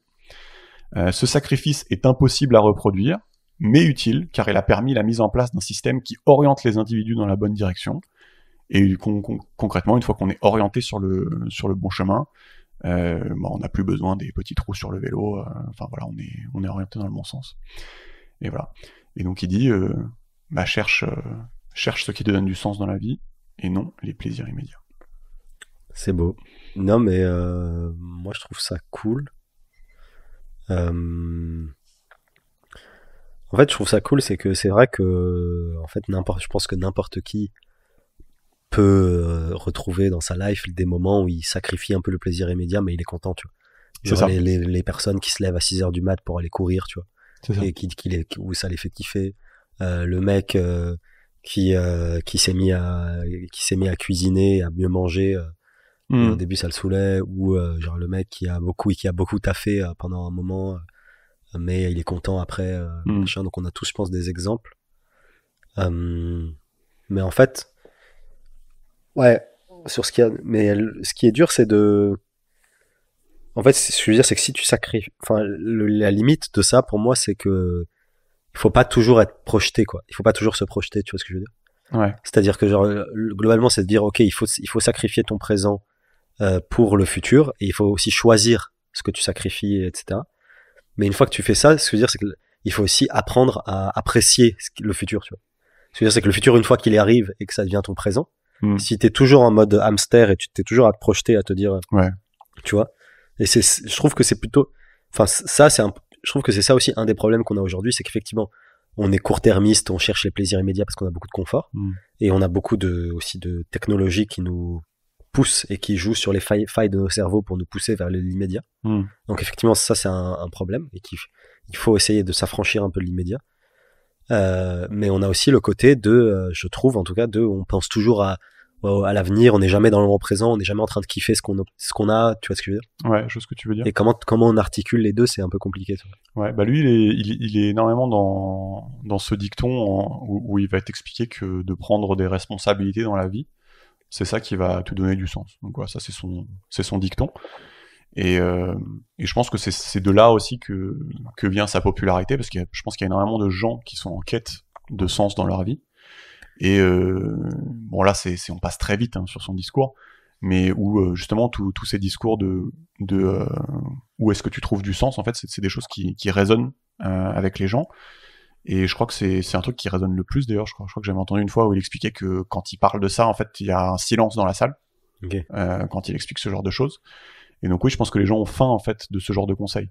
Et donc même si c'est pas le conseil ultime, et que justement là il fait appel à des histoires et des métaphores pour essayer d'illustrer cette quête du sens de l'humanité, finalement les gens ont faim de ce genre de remarques et de raisonnements, en fait. C'est vrai que genre tu sais, plus t'as de confort et plus t'es dans une société confortable et individualiste, moins le sens Ouais, bon, je vais être un troll, mais moins le sens tombe sous le sens. Tu vois ce que je veux dire? Ouais. Genre, moins ça vient tout seul, quoi. Oui, je suis d'accord. Parce que genre, avant, ton sens, c'est ta survie, par exemple, si t'as pas le confort, tu vois.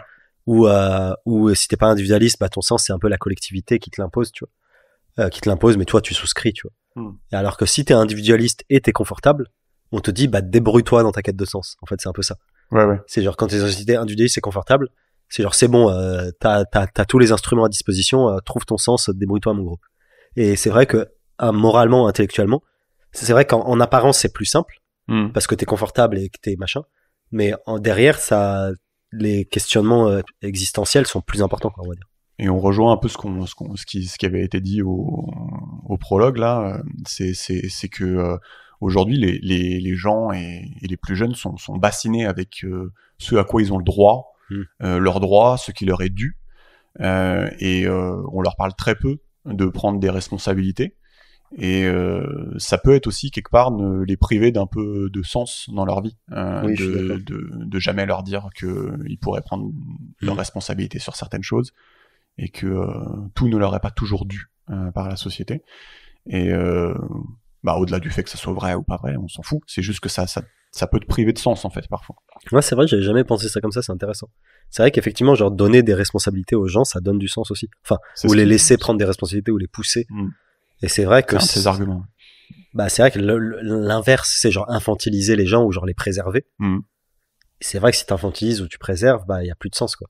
En fait, c'est marrant parce que je réfléchis au niveau professionnel, parce que je sais pas, c'est ce que j'ai le plus en tête, moi. Parce que j'ai pas d'enfant et j'ai pas, voilà. Et je réfléchis au niveau professionnel, c'est vrai qu'en fait, moi, ce qui me donne du sens dans mon boulot, enfin, typiquement, je me dis genre, tu vois, si t'infantilises ton collaborateur ou ton salarié ou n'importe quoi, ou les gens dans ton équipe, et genre tu lui mets un process sur tout et tu le laisses pas d'autonomie et de machin, bah c'est vrai qu'il va se faire chier, tu vois, il va pas être motivé, il va pas trouver de sens, tu vois.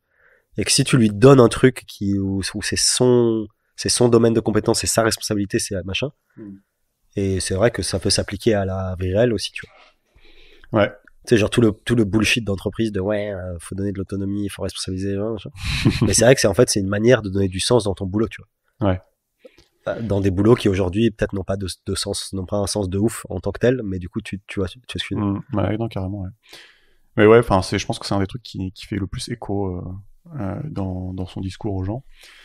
Règle numéro 8, je vais faire aussi un petit peu plus long sur la règle numéro 8, qui est dites la vérité, ou du moins ne mentez pas. Et donc il dit, bon ok, tu peux pas dire tout le temps la vérité, parce que c'est dur. Et puis qu'est-ce que t'en sais au final? Enfin, au final, tu connais pas tout le temps la vérité, t'en sais rien. Il dit, ok, bon, mais surtout tu ne dois pas mentir. Et au-delà de mentir, à proprement parler, parfois, tu sais que ce que tu dis, c'est pas tout à fait vrai. Enfin, on en discutait tout à l'heure. Il dit, si les gens faisaient attention, au sens étaient plus observateurs, ils remarqueraient que mentir les rend plus faibles, et c'est une chose que tu peux sentir. Selon lui, c'est carrément l'antithèse du sens dont on parlait tout à l'heure. Donc apparemment, tu pourrais ressentir une perte de sens quand tu mens. Donc là, les gens vont lui répondre ok, mais moi je peux m'en sortir en mentant. Et lui, il répond non, tu ne peux pas t'en sortir quand tu déformes l'existence même. Et il dit ça, c'est l'apparition de l'arrogance. Moi, tout petit, je vais faire quelque chose qui n'est pas en harmonie avec la réalité, l'existence, l'univers, et ça va marcher. Donc selon lui, c'est l'arrogance absolue.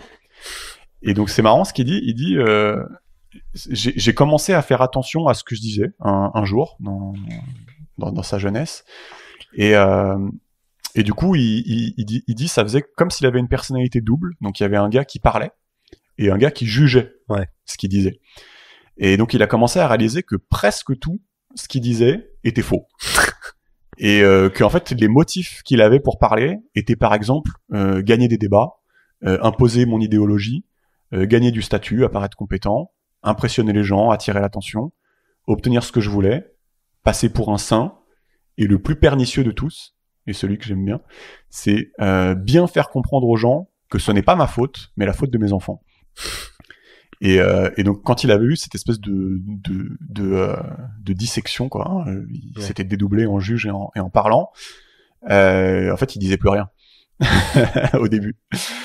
Et donc il explique, voilà, j'ai commencé à essayer de dire seulement des choses auxquelles la petite voix interne n'objectait pas.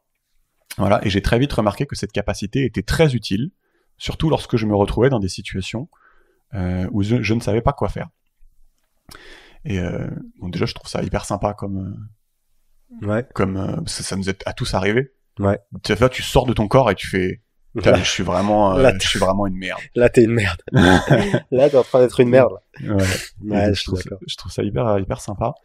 Et donc, il donne un exemple sympa. Et il raconte l'histoire du propriétaire de son appartement qui essayait d'arrêter l'alcool, mais qui parfois faisait des rechutes et qui dépensait tout son argent dans la boisson.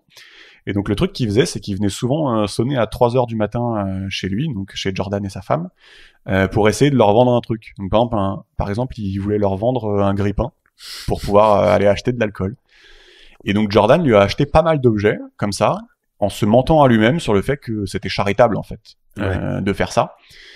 Et un jour, il a décidé qu'il allait arrêter de faire ça. C'est la petite voix qui lui a dit. Et puis, le propriétaire est revenu, comme à son habitude. Et donc, il dit, que dites-vous à un biker sévèrement intoxiqué qui se tient à votre porte avec un toaster en main à 3h du matin?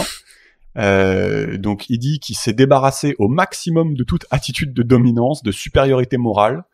Et il lui a dit qu'il savait qu'il voulait arrêter de boire, qu'acheter son grille-pain ne serait pas bon pour lui. Et il lui a dit qu'il rendait nerveux sa femme, que le biker aimait beaucoup, quand il venait intoxiqué au milieu de la nuit. Le biker l'a regardé pendant 15 longues secondes, cherchant le moindre signe de sarcasme, de tromperie, de mépris, d'autocongratulation. Et heureusement pour Jordan, il n'en a pas trouvé. Il est reparti et il n'a plus jamais essayé de lui revendre des objets, et leur relation est devenue encore plus solide. Ça, je trouve ça sympa. Non, j'avoue, ça, je trouve ça vraiment cool. En fait, je trouve ça vachement bien parce que, en fait, on sait, ce qui est cool là-dessus, c'est qu'on sait que la plupart des fois où on ment, c'est parce que on est mauvais quelque part, tu vois. Genre, on a fait une erreur ou, enfin, en tout cas, moi, la plupart des fois où je mens, tu vois, là, je trouve qu'il a pris un cas facile où, genre, au début, il mentait un peu par charité, et après, enfin, bref. Ouais. Mais tu vois, les vrais cas un peu durs quand tu mens, c'est quand en fait t'as été une merde, tu vois. Alors que là, tu vois, globalement, ça a pas été une merde, tu vois. Mais tu vois, je pense que c'est bien intéressant de se dire chacun, de dire c'est quoi les exemples où on a menti et ça nous a gêné, etc. Et c'est vrai que moi, je sais que les fois où je mens, c'est que je sais pas, globalement, j'ai été un peu une merde, tu vois. Mais au-delà du mensonge, t'en penses quoi de la liste, même tu sais, où en gros il dit, bah des fois c'est pas tout à fait des mensonges, mais si tu parles.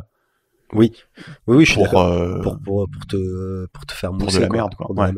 Non, ça, je suis d'accord avec ça. En fait, je trouve ça vachement intéressant.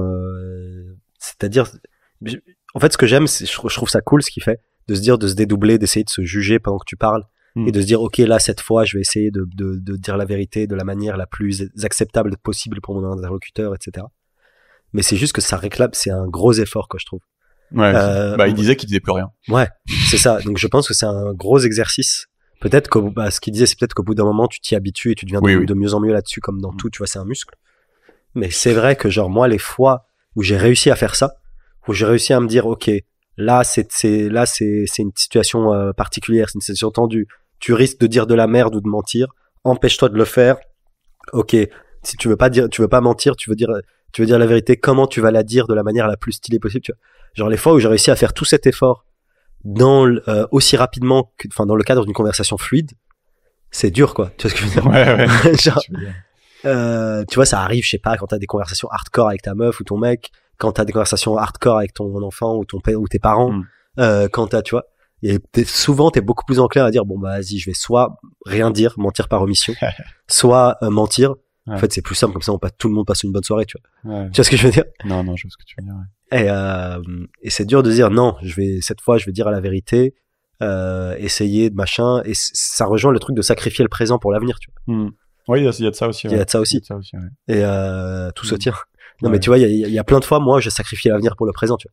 Je me dis, vas-y, la flemme, on passe une bonne soirée, je vais pas dire. Il y a aussi, c'est aussi, je pense qu'il y a pas les gens qui vouent une haine à ce gars-là aussi, c'est que parfois, il a un peu cette approche de, bah non, là, je vais dire ce qui me semble être la vérité. Après, il peut avoir tort, il peut avoir raison, mais ça peut lui attirer pas mal d'ennuis, ouais. Mais selon lui, c'est la seule manière, en fait, de fonctionner, quoi. Ouais. Non, j'avoue, c'est bien. Mais je trouve que ça marche. Enfin, c'est intéressant. En fait, mais globalement, je trouve que de dire la vérité ou d'avoir des opinions un peu clivantes ou de dire des trucs qui vont gêner les gens, ça marche, ça peut marcher, mais il y a énormément l'acceptabilité de ton propos est grandement déterminée par aussi ta posture et la manière dont tu le dis, tu vois.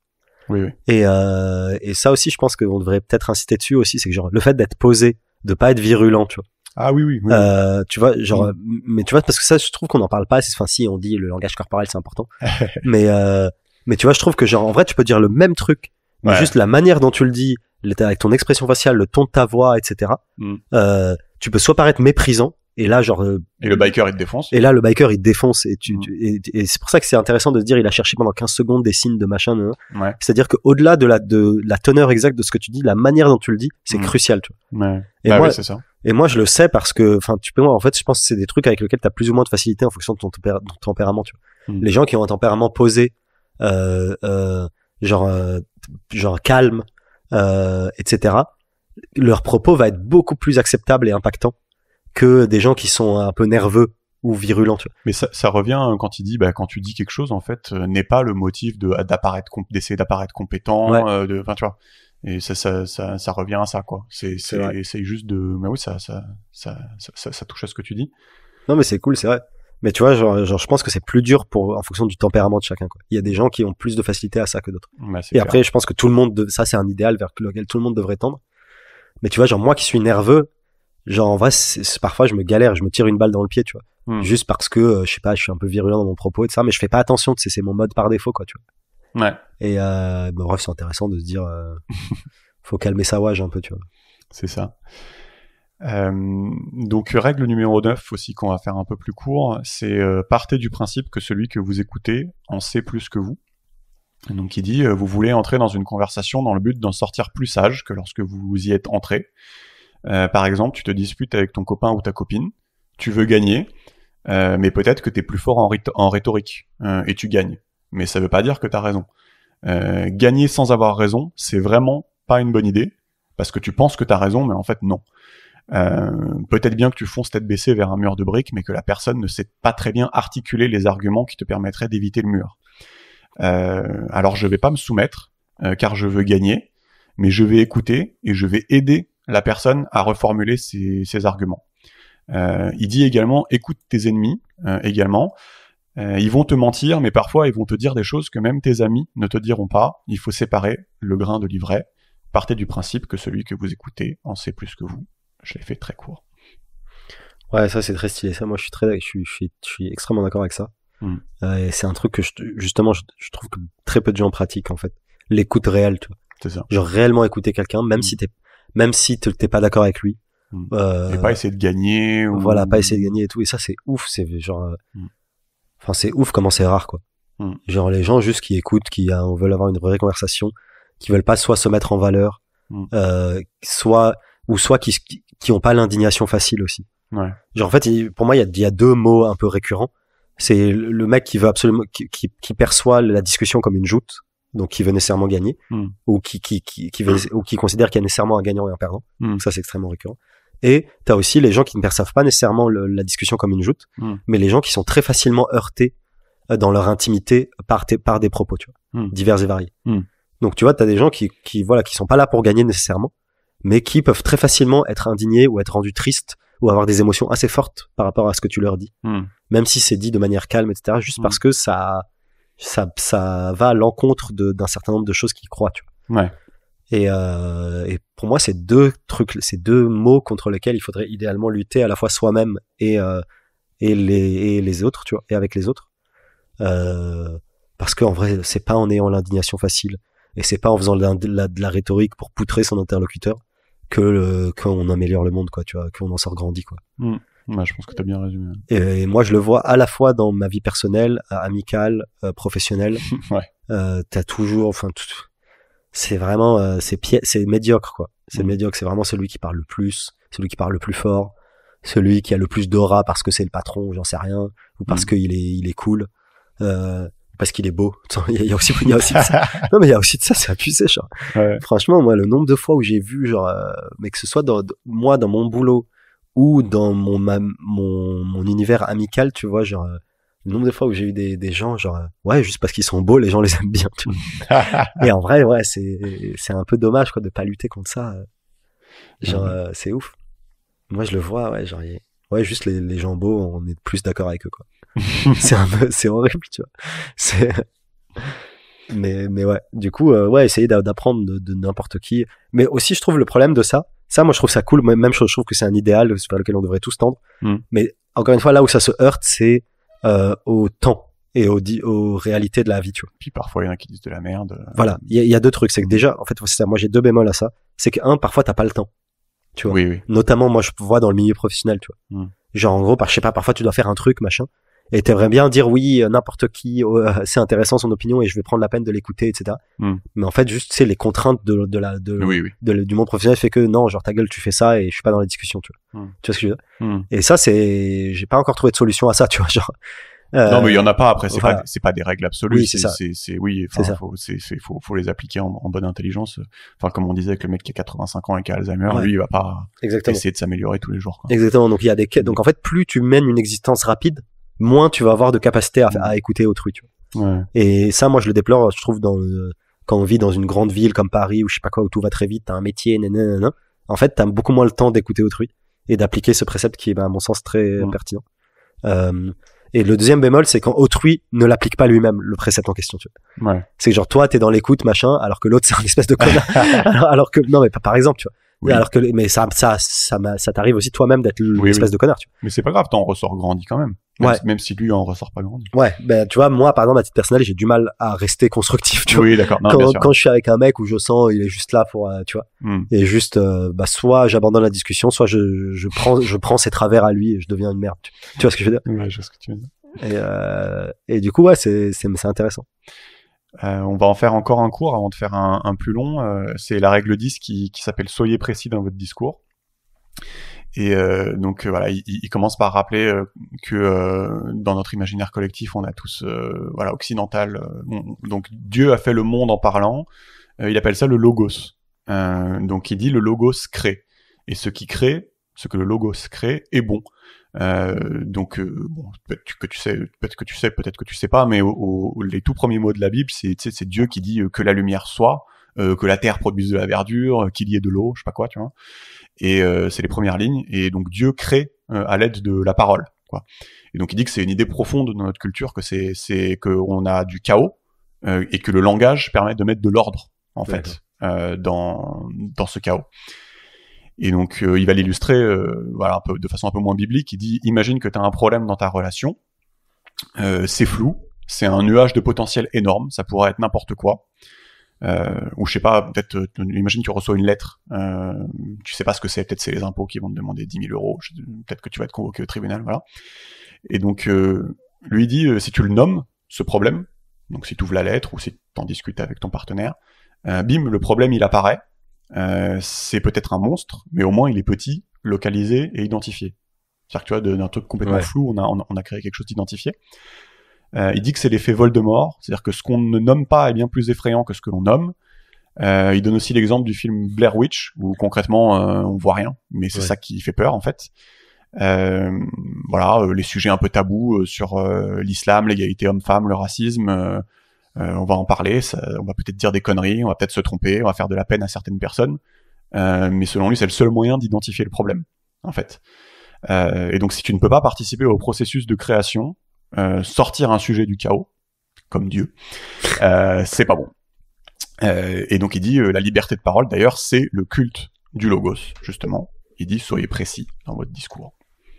Non, c'est cool, ça, j'aime bien parce que pour le coup ça c'est un truc nouveau pour moi, j'avais jamais entendu. Tu sais, alors que les autres on les entend souvent plus ou moins, c'est des préceptes un peu connus. Mais c'est vrai que moi je trouve ça cool. En fait, moi j'avais appris, j'ai un mec un jour qui m'a dit dans ma life, il m'a dit il faut tuer l'implicite. Ah oui, c'est vrai, d'accord. Ouais. Et en vrai, c'est vrai que je constate que c'est un truc que j'applique souvent. En fait, c'est vachement puissant de tuer l'implicite, tu vois. C'est-à-dire d'être extrêmement précis / exhaustif dans ce que tu racontes, autant que faire se peut, parce qu'il y a toujours une marge d'interprétation, tu vois. Faut demander aux musulmans avec le Coran, tu vois. Mais tu vois, c'est vrai que être précis, c'est quand même fort, tu vois, parce que effectivement, ça réduit la part de flou Et c'est vrai que le flou, ça fatigue tout le monde. C'est ça. Personne n'aime le flou, comme tu disais, genre c'est un monstre. Ouais. Ça rend quelque chose beaucoup plus grave qu'il ne l'est, le flou. Et par ailleurs, ça tue à la fois le flou qui est quelque chose d'inconfortable par essence, et aussi ça tue l'interprétation potentielle que quelqu'un peut avoir qui fait que ton propos est mal compris. Et en vrai, c'est vrai que c'est cool. Je pense que tu vois, c'est tout ce qui est, tu vois, l'extrême, c'est le quiproquo. Mais en fait, je pense que dans notre vie, on a plein de mini quiproquos comme ça. Tu te rappelles quand on a fait, Flic, le dernier podcast qu'on a fait là, le fait de passer en revue un peu de façon précise, je trouve, l'étude sur les contrôles aux faciès. Moi personnellement, ça m'a fait un bien fou, c'est-à-dire que de passer d'un truc où tu sais pas trop à quel point il y a du racisme dans la police, à quelque chose d'un peu plus concret. Je sais pas, moi, ça me fait un bien fou, quoi, d'identifier le monstre plutôt que de garder un espèce de nuage gigantesque et de. Non, je suis d'accord. Tu vois. Je suis d'accord que ça fait du bien. Et ouais, je pense que dans notre vie, on a plein de mini quiproquos comme ça, tu vois. Où genre, tu sais, genre, tu dis quelque chose à quelqu'un, il le prend pas exactement comme tu voulais le dire, etc. Et ça va pas jusqu'au quiproquo dans le sens où il a compris autre chose. Mais ça veut dire qu'il a pas totalement compris ce que tu voulais dire. Ouais, c'est flou. Et en fait, c'est marrant parce que ça se voit à n'importe quelle échelle, tu vois, genre, de la petite échelle jusqu'à genre, t'as dit au revoir à quelqu'un, mais ton au revoir, il était pas, non, mais tu vois ce que je veux dire? Mais ça arrive souvent, genre, même entre potes, tu vois. Bah, lui, il te conseillerait, du coup, de rappeler, ou, voilà, tu vois. Non, Et, mais en vrai, c'est cool, genre, le nombre de fois où je sais pas, le au revoir, il a pas plu, ou il a pas dit bonjour, Vald, tu vois. Ou, non, mais tu vois, le nombre de fois où des petites conneries comme ça, et juste parce que l'intonation était pas bien, machin, et ça marche, et je le vois partout, jusqu'aux trucs graves où genre, ton propos il a été complètement déformé. Enfin, Ok, bah cool. Et donc la règle 11, qu'on va faire un peu plus longue parce qu'elle est intéressante et clivante. Peut-être aussi à cause de celle-là qu'il est pas très aimé. C'est une règle qui s'appelle « Ne dérangez pas les enfants quand ils font du skateboard ». Et c'est un chapitre qui est une sorte d'essai sur la masculinité. Et donc quand il dit la masculinité, il dit celle des hommes et celle des femmes. Et donc c'est une sorte de méditation sur la différence entre la faiblesse et la bonté. Et donc voilà. Donc effectivement c'est le genre de chapitre qui vaut mieux pas trop écrire aujourd'hui si tu fais un essai sur la masculinité et que tu parles pas de masculinité toxique. Bon, les gens vont te lancer des excréments. Donc ouais, c'est peut-être aussi pour ça que y a des gens qui l'aiment pas trop. Donc il dit qu'il y a une tendance aujourd'hui à arriver à la conclusion que les hommes forts et compétents sont dangereux. Donc lui, c'est son interprétation de ce qu'on sous-entend quand on dit masculinité toxique. Donc c'est dire que tous ceux qui sont au sommet de la hiérarchie sont des tyrans, et que tous ceux qui ambitionnent de monter au sommet de la hiérarchie sont des tyrans en devenir. Et donc il dit tout ça, et je cite, pathologique, inexcusable et honteux. Cette tendance se manifeste aussi dans la proposition que, entre guillemets, l'Occident est une tyrannie patriarcale. Sur quoi il commente? Comparé à quoi? Selon lui, il y a seulement quelques douzaines de pays civilisés, les autres sont menés par des voyous, et dans les pays corrompus, on retrouve des voyous partout dans le système, et pas que au sommet. Aujourd'hui, on est plus riche que toutes les personnes qui ont jamais vécu sur Terre de tous les temps. Il va rajouter que le meilleur prédicteur du succès en Occident, c'est le trait psychologique appelé conscience professionnelle. Donc c'est conscientiousness en anglais. C'est un trait psychologique qui est caractérisé par l'honnêteté, l'intégrité, et les gens qui ont ce trait ont pour caractéristique de faire ce qu'ils disent qu'ils vont faire. D'accord ? Et ça, ce trait psychologique-là, c'est le meilleur prédicteur de succès en Occident. D'accord ? Donc il dit, en effet, c'est les hommes qui ont les postes qu'on considère être de pouvoir, mais c'est aussi une minorité d'hommes, donc qui sont caractérisés par le trait psychologique également, qui est appelé agréabilité, qui est très bas, et qui sont hyper compétitifs et qui veulent gagner à tout prix. Mais il dit que la plupart des hommes sont pas comme ça, en fait. Et il va rajouter, pour finir, que ça devient moins clair que c'est une patriarchie quand on sait que c'est les hommes qui meurent au combat, qui vivent dans la rue, qui ratent leur étude, qui s'occupent de tous les travails les plus dangereux. Voilà. Et donc il dit, puisque les hommes aujourd'hui dans notre société sont considérés comme les principaux privilégiés de la patriarchie, leurs accomplissements leurs accomplissements sont considérés comme non mérités. Voilà. Et donc il déplore, il dit pourquoi apprend-on aux jeunes que notre culture est le résultat de l'oppression des femmes par les hommes? Les femmes n'ont-elles contribué en rien pendant toute l'existence de l'humanité jusqu'en 1960? Un narratif bien triste, selon lui. Pour illustrer ce chapitre, il raconte l'histoire d'enfants qui faisaient du skate dans la rue où ils vivaient. Et en fait, on a fini par mettre des bloqueurs sur les rails des skates pour empêcher qu'ils fassent ça. Et en fait, il dit, ces enfants, en fait, voulaient devenir compétents. Ils voulaient affronter le danger. Ils ne voulaient pas de l'équipement de protection, parce que c'est justement devenir compétent qui les protégera du danger. Alors il dit, parfois c'est juste con, genre mets un casque. C'est une métaphore. Hein. Mais parfois, il dit, non, je veux pas mettre de casque, je veux m'exposer au danger, je veux le maîtriser. Les enfants, justement, s'entraînent à maîtriser quelque chose de dangereux. Et dans sa ville, ils avaient enlevé les aires de jeu, qui selon lui étaient très bien. Et du coup, tu finissais par retrouver des enfants sur les toits des maisons. Et donc il dit, si les choses deviennent trop sûres, les gens vont avoir tendance à essayer de les rendre dangereuses à nouveau. Les gens, enfants inclus, ne cherchent pas à minimiser les risques, ils cherchent à les optimiser. Alors pourquoi les gens empêchent les adolescents de faire du skateboard? Donc j'attire votre attention sur le fait que c'est une métaphore pour ceux qui n'auraient pas compris. Il n'est pas fan de Tony Hawk. Donc Jung disait, si tu veux comprendre pourquoi quelqu'un fait quelque chose, regarde les conséquences et devine la motivation à partir de l'analyse de ces conséquences. Alors ça ne marche pas toujours, mais parfois, en dernier recours, ça peut s'avérer utile. Si la conséquence de placer des empêcheurs de faire du skate, c'est des ados mécontents, peut-être que c'était ça le but. Attention aux personnes qui clament agir selon des hauts principes de vertu. Il n'y a aucune raison de croire en leur sincérité.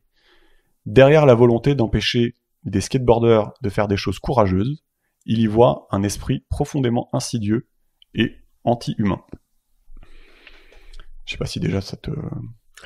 Ouais, en fait, j'ai du mal à voir le lien entre la deuxième partie qui est que la prise de risque c'est bien et qu'il faut laisser les gens prendre des risques et s'exposer au danger parce qu'en fait ils sont sur une quête de compétences en fait, un peu de connaissances, on va dire, de compétences. Et la première partie sur le patriarcat. En fait, ce qu'il essaie d'expliquer, que sa vision, c'est que aujourd'hui notre société réprime en fait ce trait, aurait tendance à réprimer en fait ce trait psychologique qui est celui de vouloir devenir compétent, de vouloir s'affirmer, de vouloir, tout ce qu'il dit autour du skate, de vouloir monter dans la hiérarchie.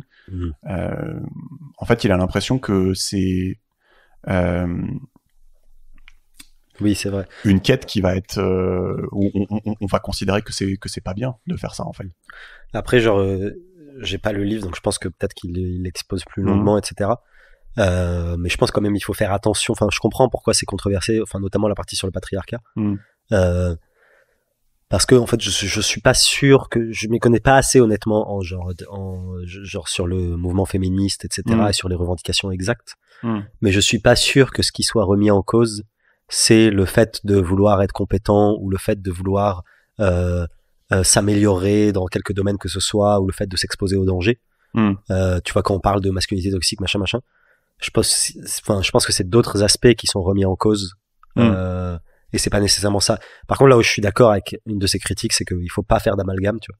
Et du coup, c'est pas parce qu'il y a un certain pourcentage, je ne connais pas lequel, de tocards et de mecs qui sont violents, qui sont bizarres, qui sont manipulateurs, etc., et qui sont sexistes, que du coup n'importe qui est un mec, que n'importe qui partage qui est un mec ou qui est haut placé, machin, et nécessairement, tu vois. Donc faut éviter les amalgames, mais c'est vrai que je trouve qu'on est dans une époque au jugement facile, où on descend à quelqu'un assez rapidement.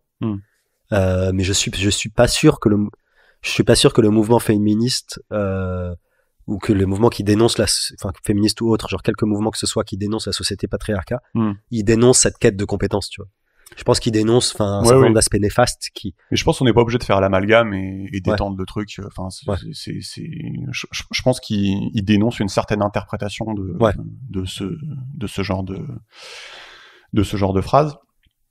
Et bon, peut-être qu'il a pas tout à fait tort, peut-être qu'il y a un truc qui plane au-dessus des petits garçons et des petites filles qui pourrait, je sais pas, j'en sais rien, peut-être qu'il a pas tort, hein, qui pourrait leur dire bah non, éloignez-vous de ce genre de comportement, c'est toxique, c'est pas ça qu'il faut faire. Hein. Ouais. Donc peut-être qu'il y a des choses là-dedans qui. Ouais. Mais en fait, je réagissais dessus parce qu'il me semble que ces mots étaient assez sévères quand même à l'égard du truc. Oui, d'accord, oui. Tu vois, donc c'est pour ça que je voulais réagir parce que il était justement là pour le coup, il n'a pas été nuancé, tu vois. Il a dit non, c'est scandaleux, c'est le mal, machin. Ouais.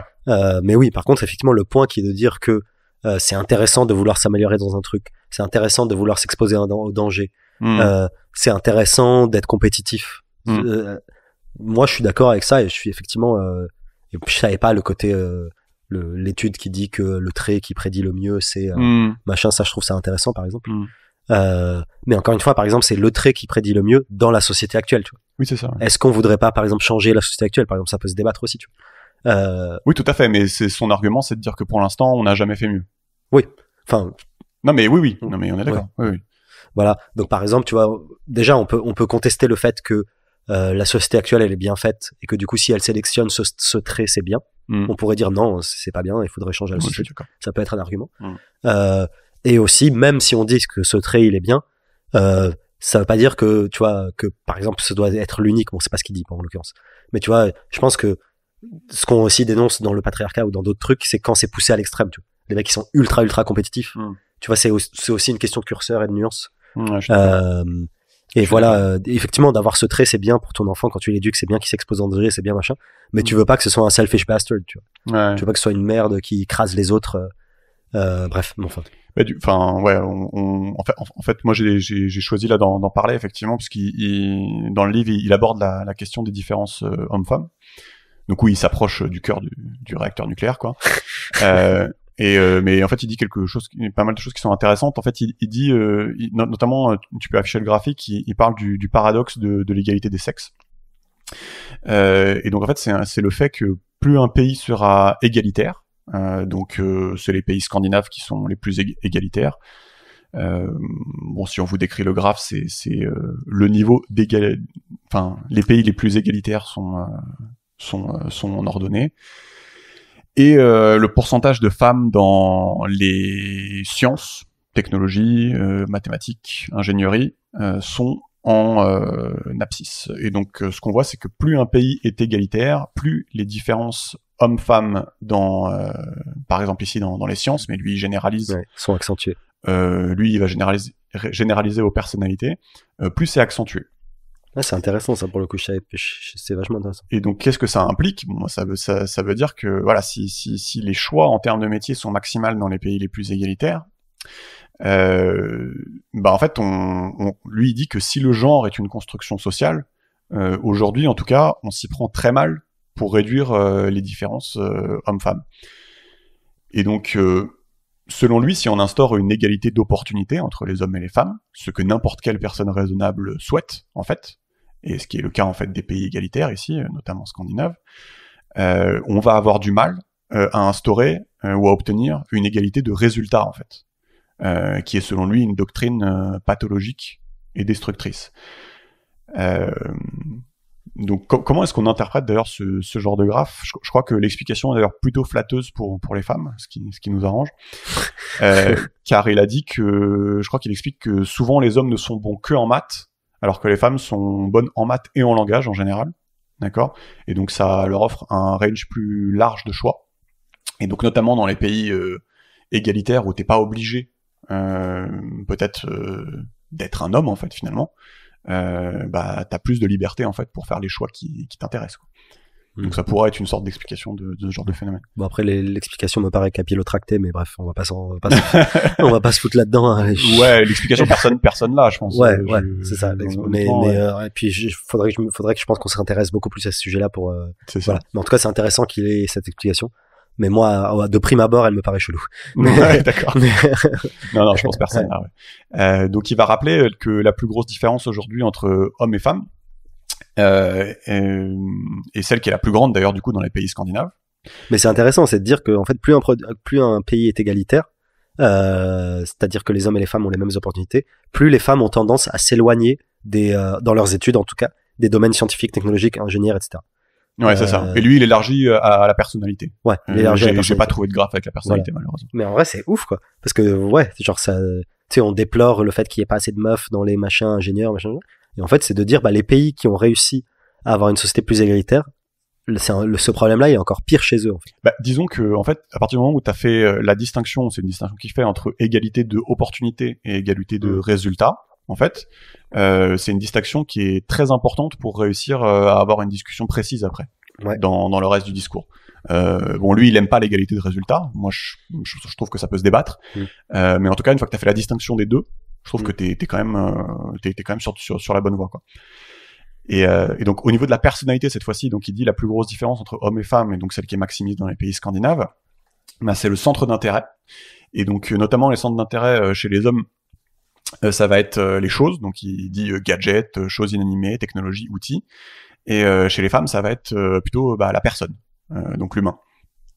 Et donc, pour illustrer ces ordres de grandeur, il dit, bah, si t'es un homme, il faudrait que tu sois plus intéressé en les personnes, entre guillemets, que 85% des hommes, pour être pareil que la femme moyenne. Et inversement pour la femme. C'est-à-dire que si t'es une femme, il faudrait que tu sois intéressé en les choses et bidules, plus que 85% des femmes, pour être pareil que l'homme moyen. Mais c'est marrant, ça, c'est fiable, ce truc-là, que les hommes sont plus intéressés par les choses, parce que, enfin bref. Parce que juste. Bah lui, c'est son taf. Ah, c'est son, d'accord, ouais. Bon, disons que c'est fiable. Après. Parce que, en fait, sinon, mais je trouve ça vachement intéressant parce que j'avais jamais entendu ça. Et c'est vrai, quand tu me le dis, j'ai plutôt tendance à trouver ça vrai, en fait. Enfin, tu vois, après, honnêtement, je sais pas, mais tu vois, dans l'entourage de, je sais pas, des 50, 100 personnes que je connais dans ma life. Ouais. C'est vrai que les meufs, elles ont beaucoup plus tendance à être intéressées aux gens. Bah, typiquement, tu vois, genre, elles parlent beaucoup plus par texto, elles parlent beaucoup plus au téléphone. En fait, c'est vrai, tout ça, quand on parlait. Ouais, on en parlait. Non, mais, je sais pas si c'est misogyne de dire ça, mais genre, de fait, elles aiment beaucoup plus communiquer, quel que soit le moyen de communication, genre, SMS, texto, téléphone, machin. Et donc, quand t'aimes communiquer, c'est qu'en fait, c'est que les gens t'intéressent, c'est que t'es intéressé par l'interlocuteur, tu vois. Mais ce qui est surtout intéressant, en fait, c'est que souvent la réponse des personnes qui prônent l'égalité, mais sans forcément faire la différence entre opportunité et résultat, ça va être qu'en fait tout ça c'est issu d'une socialisation différente des hommes et des femmes. Mais en fait, du coup, là, ça laisse un peu la question ouverte parce qu'on se dit, en fait, quand le pays devient égalitaire, en fait, ça diverge. Donc c'est quand même pas hyper intuitif, quoi, que c'est des différences qui sont issues d'une socialisation. Ouais. Et donc c'est un problème qui nous arrange pas, entre guillemets. Mais après, égalité de richesse, ça veut pas nécessairement dire égalité traitement culturel identique, tu vois ce que je veux dire? Peut-être. Mais bon, après, on peut quand même se considérer que les pays scandinaves et la Norvège, ils devraient quand même être. C'est ça. On considère qu'ils sont plus avancés là-dessus. Ouais. Mais tu vois, genre. Alors que c'est pas le cas. Bah ça. En termes de. C'est ça. Ouais. Mais tu vois, genre culturel. Tu vois, si tu dis genre les gens qui disent souvent c'est une construction sociale. Ce genre de choses, que les meufs elles communiquent plus, ou j'en sais rien, ou qu'elles sont plus attirées par les gens et les mecs par les objets, etc.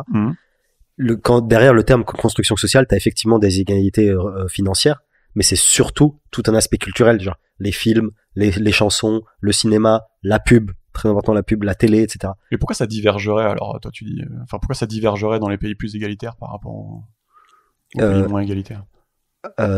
Pourquoi ça Non, mais je dis pas que ça je dis pas que ça divergerait nécessairement, tu vois.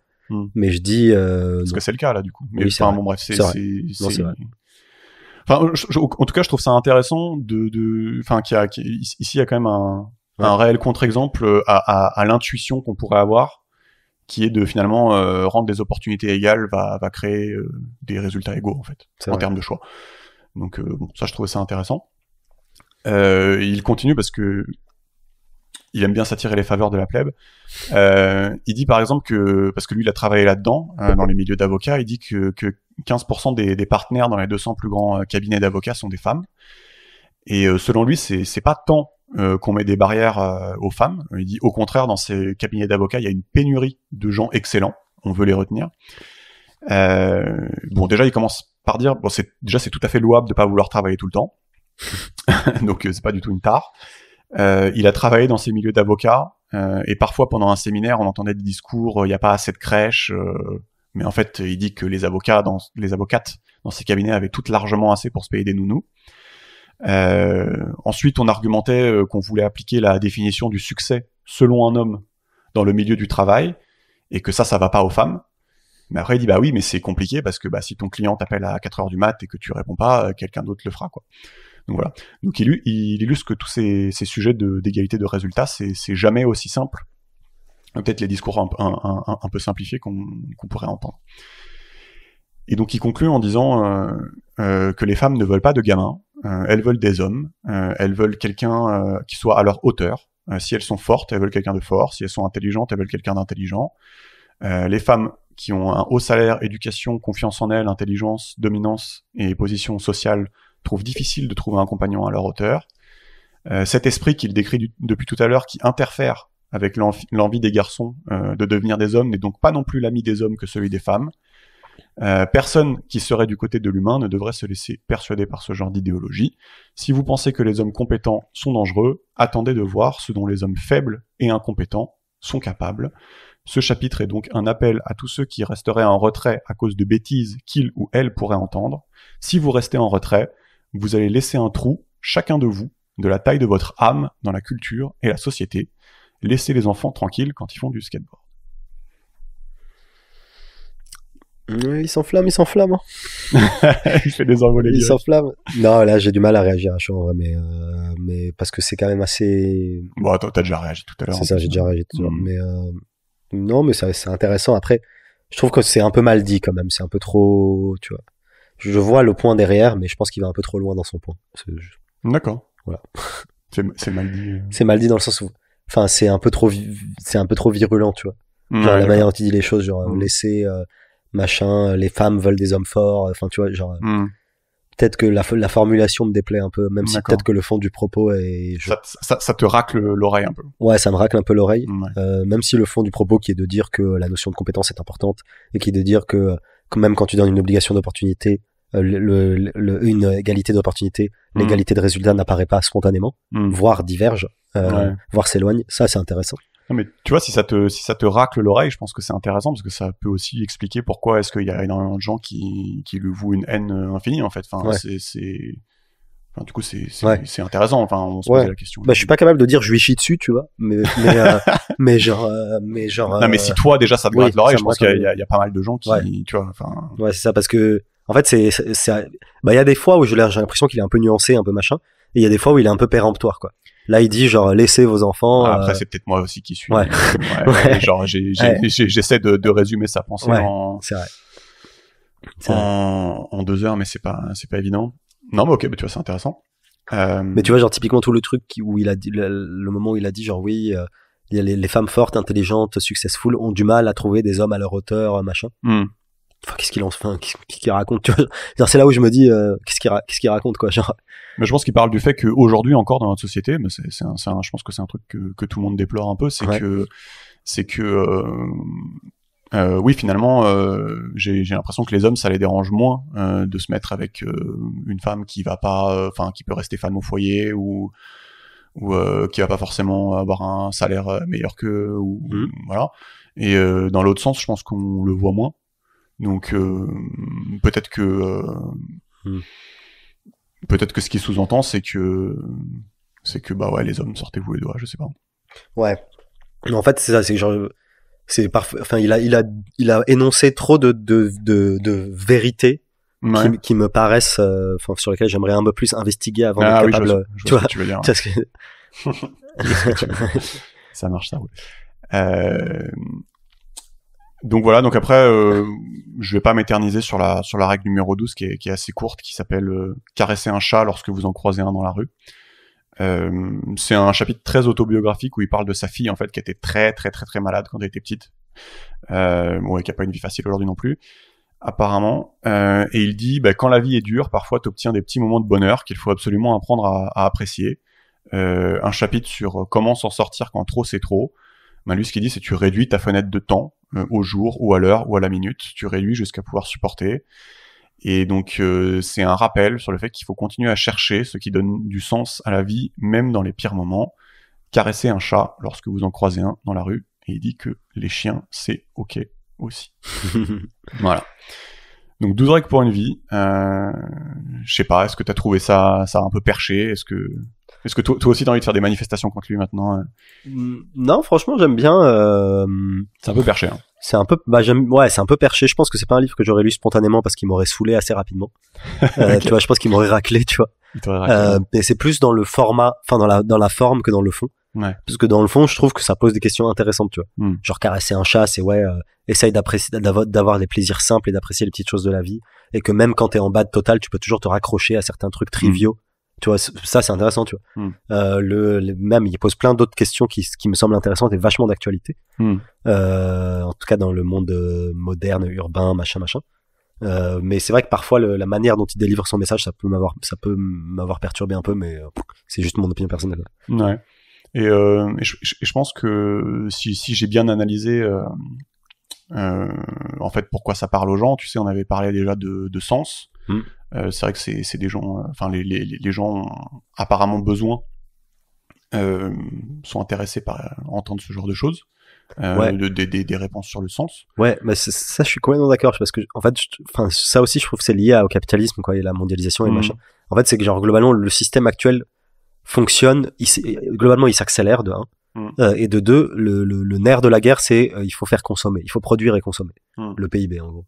Genre tu veux que les gens produisent un maximum, puis consomment un maximum, puis produisent un maximum et consomment un maximum, et de manière croissante, parce qu'il faut que ça croisse, potentiellement à population égale, notamment dans les pays développés, population constante on va dire. Et en fait si tu veux produire et consommer de plus en plus, du coup la place laissée à la spiritualité, à la réflexion, à la nature, machin, elle est de plus en plus réduite, quoi. Et du coup pour moi c'est ça qui fait que les gens sont en quête de sens, quoi. Ouais. Parce qu'on dit aux gens genre produisez énormément, consommez énormément. Et du coup, non mais en gros c'est ça qu'on veut, tu vois. C'est pas qu'on dit, mais c'est ça que le système actuel veut. Et du coup c'est pour ça c'est vrai, on consomme tous beaucoup, on produit tous beaucoup, on taffe, on est productif, machin. Mais finalement c'est vrai que le sens il se perd dans ce truc là, quoi. Ouais. Non. Non, mais je suis d'accord. Et c'est aussi c'est une partie de l'explication, je pense, de pourquoi les gens ont envie d'entendre ça. Je pense que là où il est intéressant aussi, c'est en fait, je pense que je parle pas que pour moi quand je dis ça, mais je pense que les gens aiment bien les mythes et les petites histoires comme ça ancestrales. Et lui, il a aussi une manière de les remettre un peu au goût du jour, de les faire redécouvrir aux gens. Pourquoi c'est intéressant. Je pense que c'est aussi quelque chose qui est apprécié. Et je pense aussi ce qui lui vaut une attention particulière aussi, c'est beaucoup d'hommes en fait qui trouvent écho dans ses discours. Ça les rassure. Non mais où il leur dit non mais c'est ok de vouloir devenir compétent, c'est ok de vouloir exprimer certains traits psychologiques. Et je pense qu'il y a aussi des gens, je leur jette pas la pierre, qui se sentent rassurés aussi par quelqu'un qui je sais pas, leur donne une place, leur dit c'est ok quoi que vous fassiez. Ouais, peut-être, j'avoue, c'est possible. J'avoue que moi je ressens pas ça du tout personnellement, donc j'ai du mal à me projeter. Mais oui, peut-être que ça rassure un certain nombre de gens qui se sentent oppressés un peu par les dénonciations, qui se sentent genre accusés par divers messages. Ouais. Et je pense que la haine qui lui est vouée, je trouve ça intéressant quand tu dis ça me racle un peu l'oreille quand j'entends des trucs. Ouais, je pense que ça peut venir de là, parce que. Ouais, après non mais après ce que je veux dire c'est que la haine qui lui est vouée aussi c'est genre tel le mec a une plateforme énorme, il a beaucoup de gens qui le suivent, et en plus donc d'un côté il a beaucoup de gens ici, il a beaucoup de succès, et de l'autre il a des propos assez clivants et assez péremptoires, tu vois. Il peut te dire genre c'est comme ça, non. Et je pense que le combo des deux genre j'ai une grosse audience et je suis péremptoire, même si je suis pas con, tu vois. Mais fait que nécessairement il y a des gens qui te chient dessus, tu vois. D'accord. Ouais. Ok, on s'arrête là. Allez.